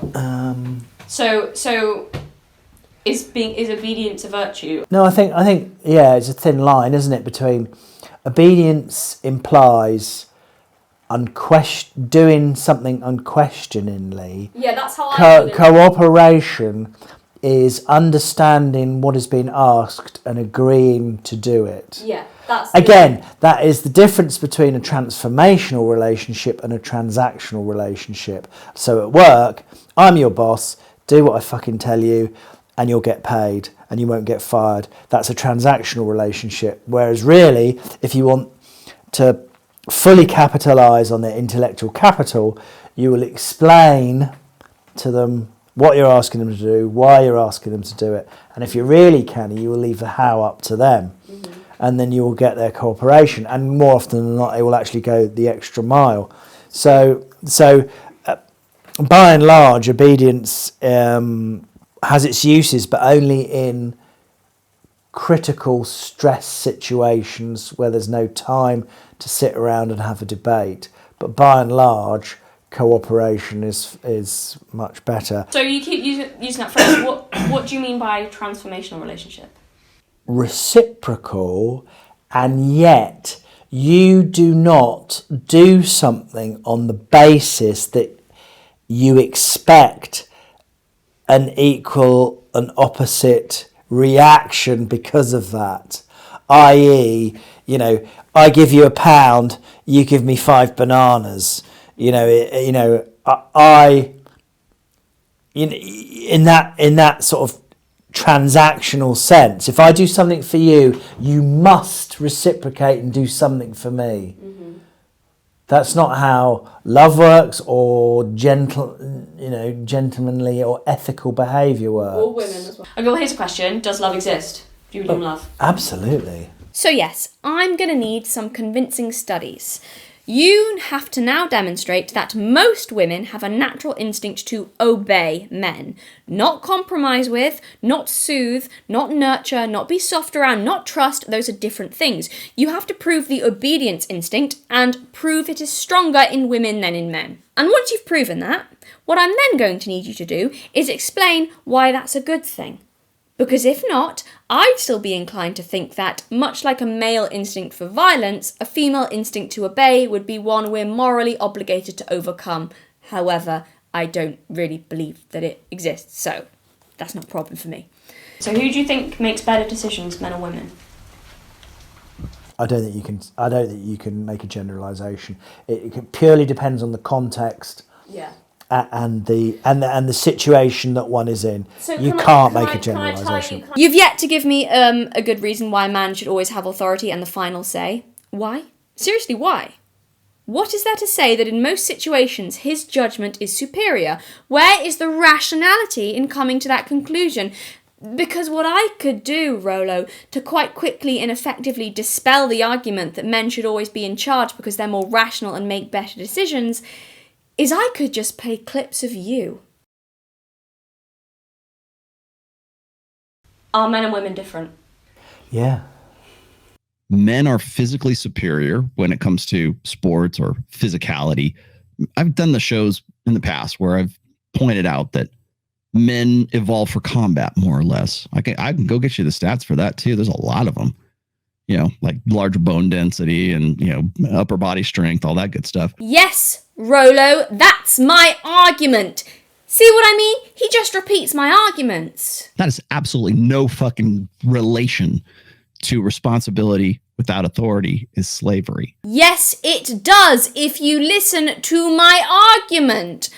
I actually don't think Rollo is this stupid. I said I thought he was stupid. He is. I don't think he's this stupid. I think he's pulling a Vorsh here and pretending not to understand because he doesn't have a good rebuttal. That has nothing to do with responsibility and authority. Stupid. Superior. No, just different. That's like saying that, I don't know, that a car is superior to a house because a house can't move. It's dumb. They're two totally different things. No, you are off on a tangent that no one ever... No, you're on a point that no one ever made. It's a non sequitur. It doesn't follow because that's absolutely nothing that we're talking about. And the other thing is this: it's also what a tu quoque, right? It's a criticism, answering criticism with a criticism. That is beside the point. That's not the point. It's not a tangent. It's a really clear analogy. And I'm sorry, I'm the one addressing a criticism with a criticism.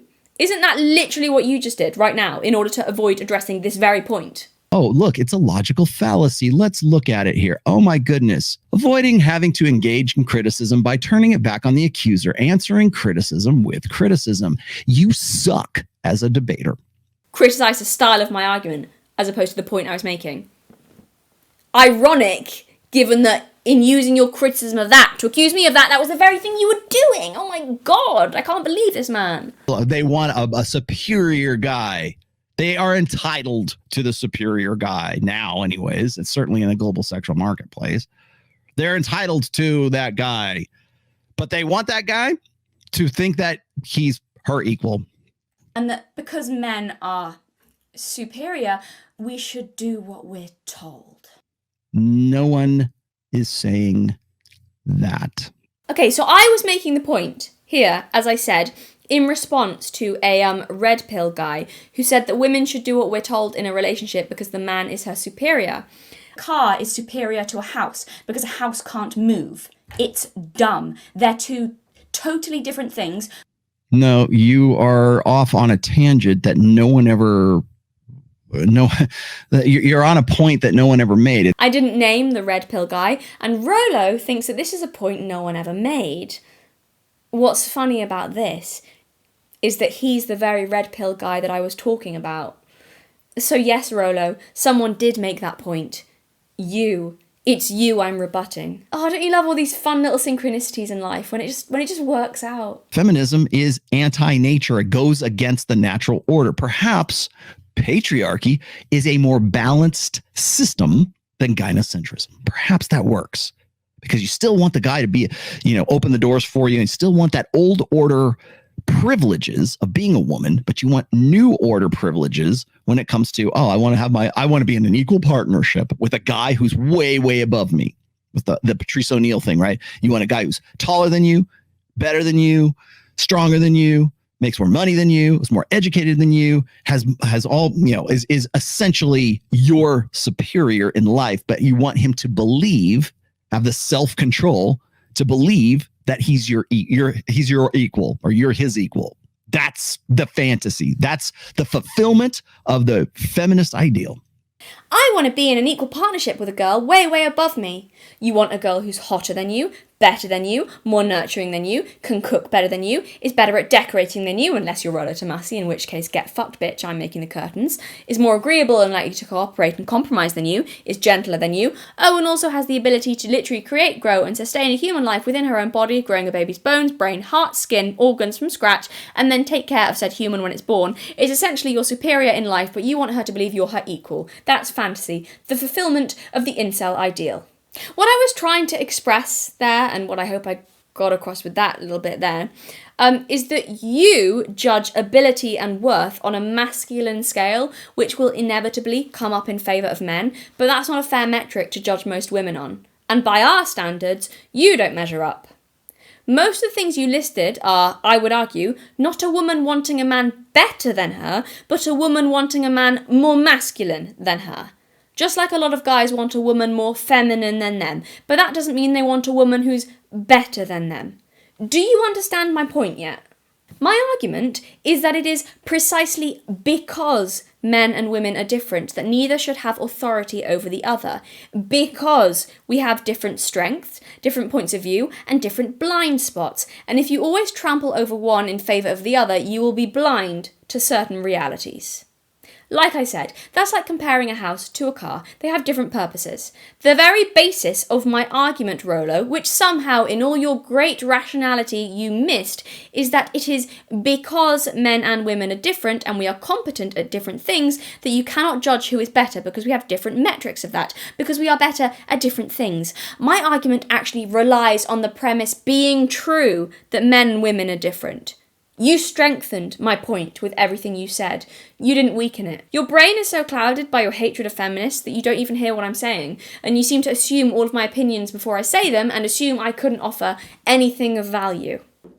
I think there's a value, as I said before, to having complementary roles in a relationship, because you're effectively a small little tribe and you've got to face the world and work your way through it, and you need to do that as a team. But again, you go back to, like, say, a coal mining family. You know, it's the man's responsibility to earn the money, but it's the woman's responsibility to clean and clothe and feed him to make sure he's fit enough to go back down the mine the following day to earn the money. Yeah.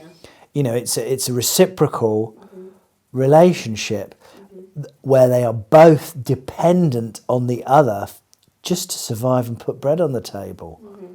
To have the apex alpha guy believe that, and sustainably so, like, you want to make a bitch happy, sustainably so, stay that way and believe that we're in an equal partnership. I respect your opinion, honey. What should we do now? I can't think of many men who are that extreme. Even men who believe they should be in charge, really traditional guys, they would still say they respected their wives' opinions, even if they thought they should make a final choice. What woman, even an insanely traditional woman, would want to be with a guy who didn't even respect her opinion? Christ!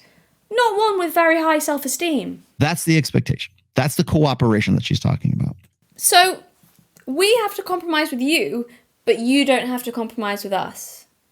To the point that our opinions aren't even respected. Denied. Thank you for your application, but we've reviewed your request and we reject your terms.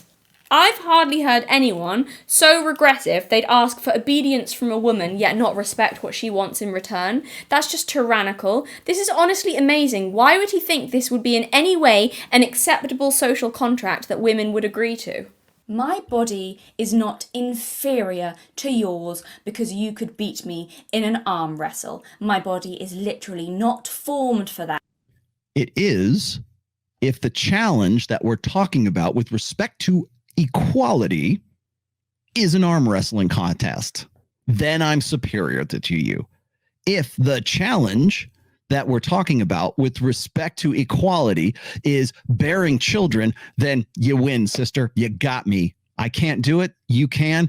Go, girl. Absolutely nothing to do with the argument. Responsibility without authority is slavery. Get back to the point. Calm down, Rollo. Firstly, no, it's my video. I'll do what I want. Why are you so angry when we agree? So, Rollo got a little confused by my argument here. Understandable at his age, senior citizens should stay away from the internet. They'll do themselves a damage. That's all right, Rollo. I'll explain. So most of what Rollo has reacted to so far is not actually me getting into the women should be obedient argument. What I'm actually doing here is setting up that argument by first explaining why, just because men and women are different, that does not make one superior. I'm doing that because I feel that's important to establish before I can make the case for why responsibility without authority is slavery, therefore women must do what they're told. Doesn't make sense because women also have responsibilities. Okay?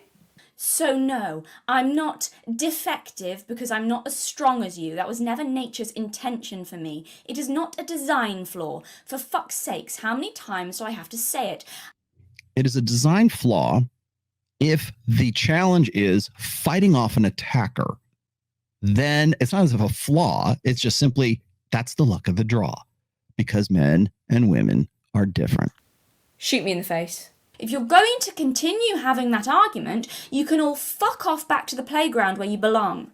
Strange. That argument comes straight from what? From teaching women to be rebellious and to expect men's protection. Imagine getting called a rebellious woman as an insult just because you had the audacity to disagree with Rollo Tomassi's religious views on the internet. Oh, I'm sorry, did I say religious? I meant 100% scientifically backed. Priestly Father Rollo has decreed me a rebellious woman for blaspheming against his word. Stay far, far away. I'm very dangerous, practically feral, and sometimes I even bite. But only if you ask nicely. Half of us formed for nurturing life, and the other half for protecting life. Thank you, Mother Goddess. You're welcome, dickhead. But am I wrong, though? Again, I made a perfectly valid point, and because he can't refute it, he just makes a snarky comment, which I'm not sure you're aware, Rollo, but that's a classic feminine debate tactic. The way I've heard some people talk about him, like he's a cross between Jesus and Einstein, what the hell am I missing here? I've come across people in the Manosphere that I disagree with, but still respect, Alexander Grace being one of them. I don't agree with Grace on everything. There's a couple of things I've heard him say that I strongly disagree with, but he genuinely seems pretty balanced, rational, and fair-minded. I can totally get why people respect him. He's got some great things to say. But Rollo Tomassi, neither is superior. It is superior if the challenge is defending yourself against a saber-toothed tiger. Women are superior if the challenge is having babies. A fair sharing of responsibilities. Both paths have their agonies and their dangers. You're not owed something else on top of that. No one said we were. We said we are expected to be responsible for women and children, and we are effectively clawless and toothless when it comes to authority, when it comes to decide, when it comes to, we can't even sacrifice ourselves effectively because we have cut the teeth and we have blunted the teeth and cut the claws out of men so that they can't affect that responsibility anymore.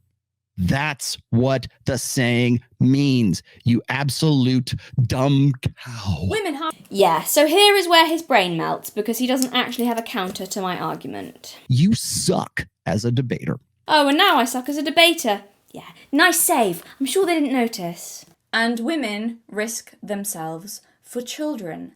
Women sacrifice their bodies, often their health, sometimes long term, 9 months of their life, go through incredible pain, and sometimes even give up their lives to bring one child into this world. And they accept the risk of that when they decide to have a child. Wow, what a miracle. It is, actually. Imagine if I did the same and belittled men who died for women. They know it's possible, unlikely nowadays, but possible they could die from that.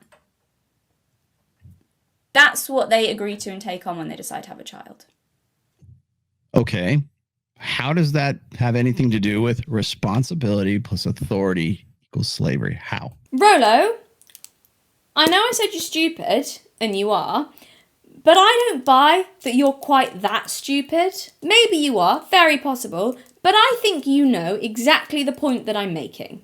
That's a responsibility and a sacrifice. And you know that. You just don't want it to be true because it would crush your argument.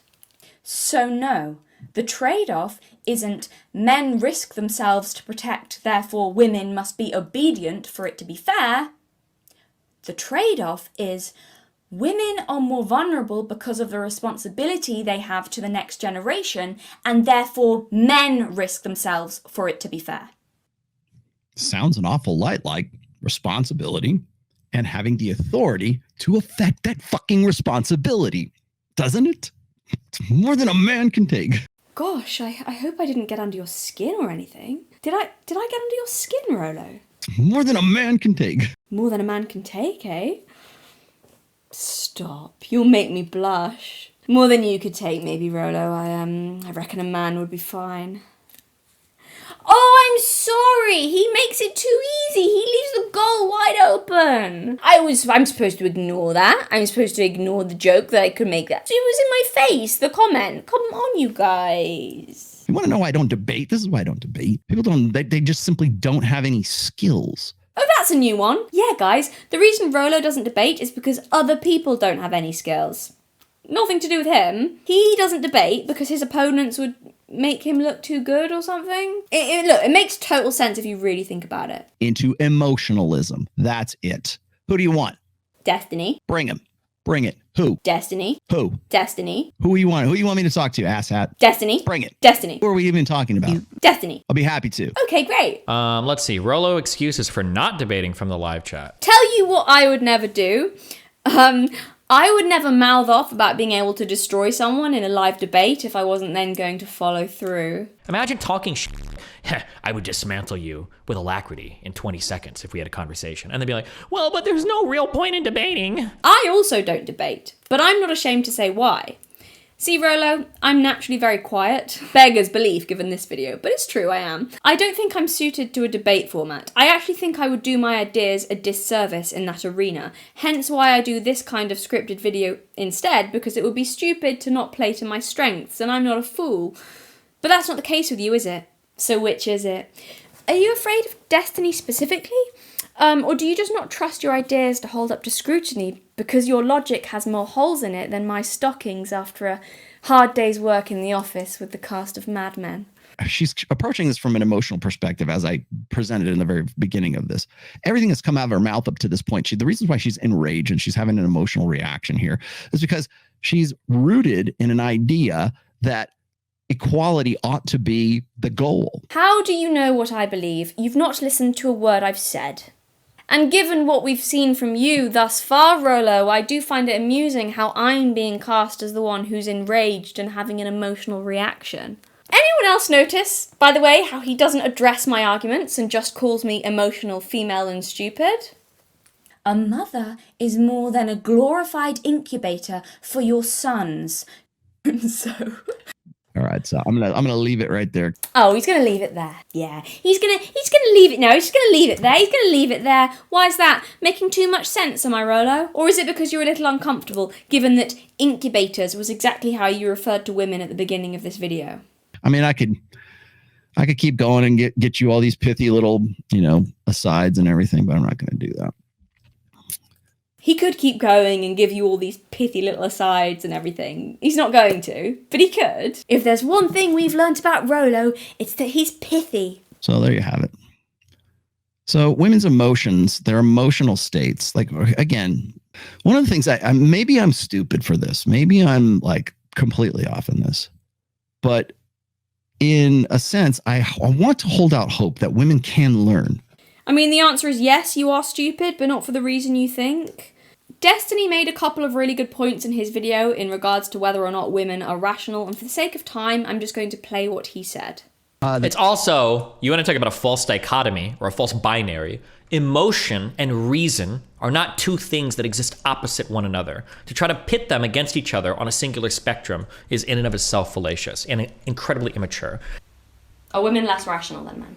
I think they have different thought patterns and different processes, which to blokes can seem less rational than their thought processes. That's for sure. In what way? Because I suppose a bloke, when he's having a thought process, is fairly linear, A, B, C, D. Yeah. Whereas when a woman is having a thought process, it's like some weird ecosystem of A, Z, P, Q. Well, the other question is that a problem?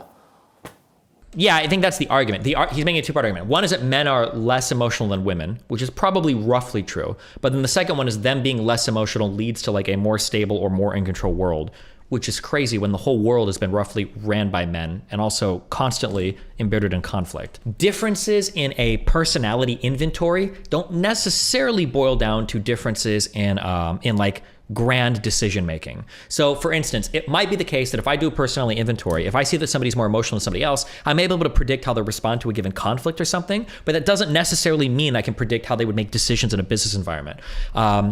If somebody can find the study on this to be so interesting, but here's something that I used to believe. People would say that at 25 years old, you make better decisions than when you're at 18 years old because your executive functioning and your prefrontal cortex is more developed. My understanding is that there was a study that tested this, and what you can actually show is that on the spot, you will have,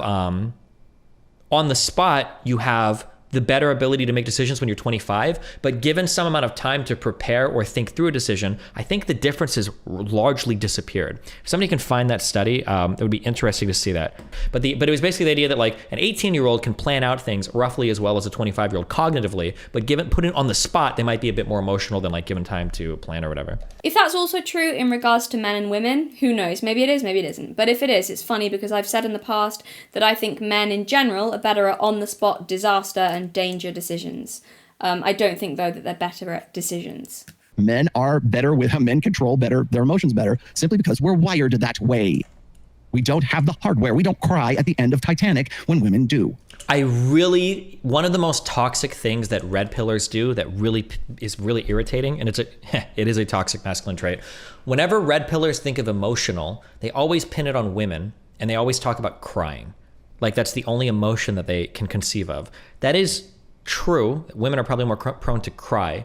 But now I don't have the data on this. I'm just going by like crime stats and what I anecdotally know to be true. I could be wrong. But when you think about like violent outbursts, or you think about people engaging in violent activity as a result of emotional outbursts, that's emotion as well. And I feel like that's predominantly harmful when men do it. And it's predominantly men that do that, who are willing to kill somebody over a disagreement, engage in like really violent road rage, engage in like over the top violent behavior. Anger is an emotion as well. It feels like men are quicker to anger or push to a violent anger point than women, or at the very least they have the capability of doing more damage while doing it. Where are all the women committing terror attacks? Seriously? Shooting up a school? Or maybe bombing a load of people because God told them to do it? Oh yeah, that's a sound, science-backed decision, doing something like that. Where the hell is the rationality or reason in that, Rollo? How is that calmly based in facts and figures? If only women could be taught to be rational, all the world's problems would be solved. Well, if only men could be taught to be more rational, maybe less people would be dead. Just because men cry less doesn't mean they're less susceptible to irrationality or to being blinded to the truth, for God's sake. Rollo Tomassi is a perfect example of that. But when we live in girl world, when we live in a gynocentric social order, we deify emotion. And that's why it seems natural. That's why she can't. Well, how come we're the incubators of the next generation? But you said prior that you weren't just the incubators of the next generation. We're more than that. Okay, well, what is it? Well, she can't get her story straight because one feels good and one doesn't. It's that cognitive dissonance. What worked for one argument and what works for another argument is completely mutually exclusive. Right. So again, Rollo proves that he doesn't understand what cognitive dissonance means. Me saying that women incubate children, and yet that we are not just incubators, not only is that not a contradictory statement, but it's actually objectively and obviously true. Women are literally not just incubators. Like, objectively, I'm not actually an incubator, though. Guys, when the incubators gain self-awareness, that'll be the biggest threat humanity's ever faced. Based. I'm pretty sure Andrew Tate has definitely said that one time, probably. That's like saying, yes, men are sperm donors, but obviously being a man and a father is not just being a sperm donor. My story is perfectly straight, thanks, Rollo. You're the one who's all over the place. Rollo, I want to tell you this because I admire you so much. I wrote you a poem. It's a personal poem. I'm a little embarrassed about it, so you've got to be really nice about it. It's based on nursery rhyme. And I wrote it for you because I love you. Here is my poem for you, Rollo. It goes like this. Roly-poly pudding and pie kissed the girls and made them cry. But when Destiny came out to play, roly-poly ran away. You've got to clap now. Woo! Rollo's rude, not Rollo. Actually, Rollo, that's disrespectful. When someone writes your poem, you say thank you. That's how manners work. When someone goes to the effort of doing something nice for you, I know you haven't been raised right, so you got to clap for Rollo for me. You got to say Rollo. You got to say thank you, Galate. That was so beautiful. That was a really, really beautiful poem. To conclude his thoughts, just his belief system about women. Look, Rollo, you don't even believe that women should be teachers, which is something that women have always done, by the way. Teaching is quite an essential part of mothering, I would argue. So you also want to take that away. What's left? Being an obedient incubator that cooks, cleans, and hugs a child when it cries, but little more? With no agency or authority in her life? Yeah, not good enough. Not by half. That's not even the full extent of being a mother. Really? Teaching? You think we can't teach? Some of the best teachers I ever had were female.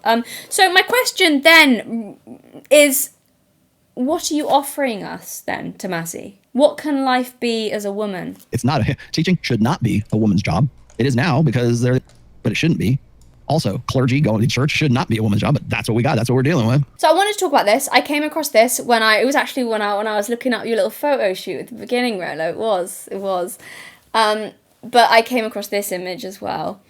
And I don't know if this is, I haven't verified this. I don't have Twitter. I don't know if this is real. It seems to be.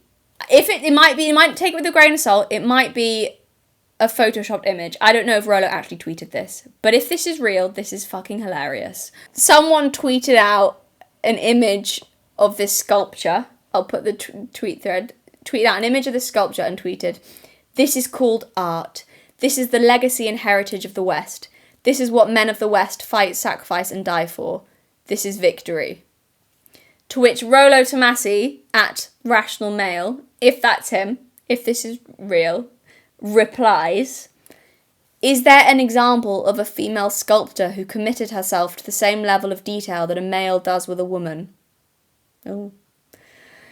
The guy replies, "None that come to mind. That sculpture is an act of worship before heaven, and it shows." To which someone responds to them both, "The sculptor is a Chinese woman, you dork-ass losers." And the image of the sculptor with her creator. Yes, indeed. A Chinese woman. The reason, first of all, that's fucking hilarious. If that's real, that is so funny. That's funny. That is funny. And I bring it up because I wouldn't be surprised if this is real and Rollo tweeted that. There's an important point here though. If true, surely that just shows how off his whole view on women is. He's so extreme on how he sees women. He's so off. He's just so nuts. So is there an example of a female sculptor who committed herself to the same level of detail that a man does with a woman? It's like you think of women as another species or something. It's baffling. I mean, sure, women are different, but we're not that different. We're not incapable of rational thought, not incapable of creativity or dedication to a purpose other than children, not incapable of being intelligent or talented or passionate about excellence, not incapable of creating great art. What are you even basing that on? Upon my word, Rollo, to hear you abusing the reason you have is almost enough to make me think so too. Better be without sense than misapply it as you do. There's nothing wrong with giving your opinion on masculinity and femininity and your personal view on gender dynamics. Loads of people do that. But what irritates me about Rollo is his pretense of being totally scientific and factual. Further, it's the fact that there are clearly a lot of young men desperate for advice, and he's speaking from this position of authority and life experience as some sort of scientific expert on women, and I can't help thinking he's just taking advantage of a genuine need in order to spew his own personal bitterness onto younger guys who actually need advice and guidance. This is the god of the Manosphere I'm supposed to be impressed by? The scary, undefeatable final boss who runs only on pure logic? Hilarious. Did one of you just find your local village idiot, stick him in front of a camera and shout loudly enough that he's clever until everyone believed you? No, I like it. I think he's adorable. When he learns how to read, he'll be really impressive. He's like the pseudo-academic version of Andrew Tate. It's cute. To conclude, having looked into the rational male, I feel that while he has some interesting things to offer, draws attention to some of the problems men face, and seems to want to solve societal issues for them, all to be commended, I can't help coming to the conclusion that, overall, and most certainly when it comes to women, the great Rollo Tomassi, father of Red Pill and lord of the Manosphere, is, in fact, just absolutely, totally, and completely irrational. Happy Halloween, everyone. Stay spooky, and remember, don't go into the woodshed. There are worse things than witches about. Look after yourselves. And you have to get past yourself and get over yourself and over this idea of this emotional response, or thinking that emotion is the highest order of being. You're going to get pissed off when we say, you know what, responsibility without authority is slavery, when we make some basic bonehead observation using rationality and reason. How dare you? Using rationality and reason. The reason I got pissed with the feminists in the first place, and one of the reasons I decided, yeah, I'm kind of done with this, was because they trampled all over femininity and didn't value it. But I'm finding that a lot of you guys on this side of things are just as fucking bad, despite claiming to value the feminine.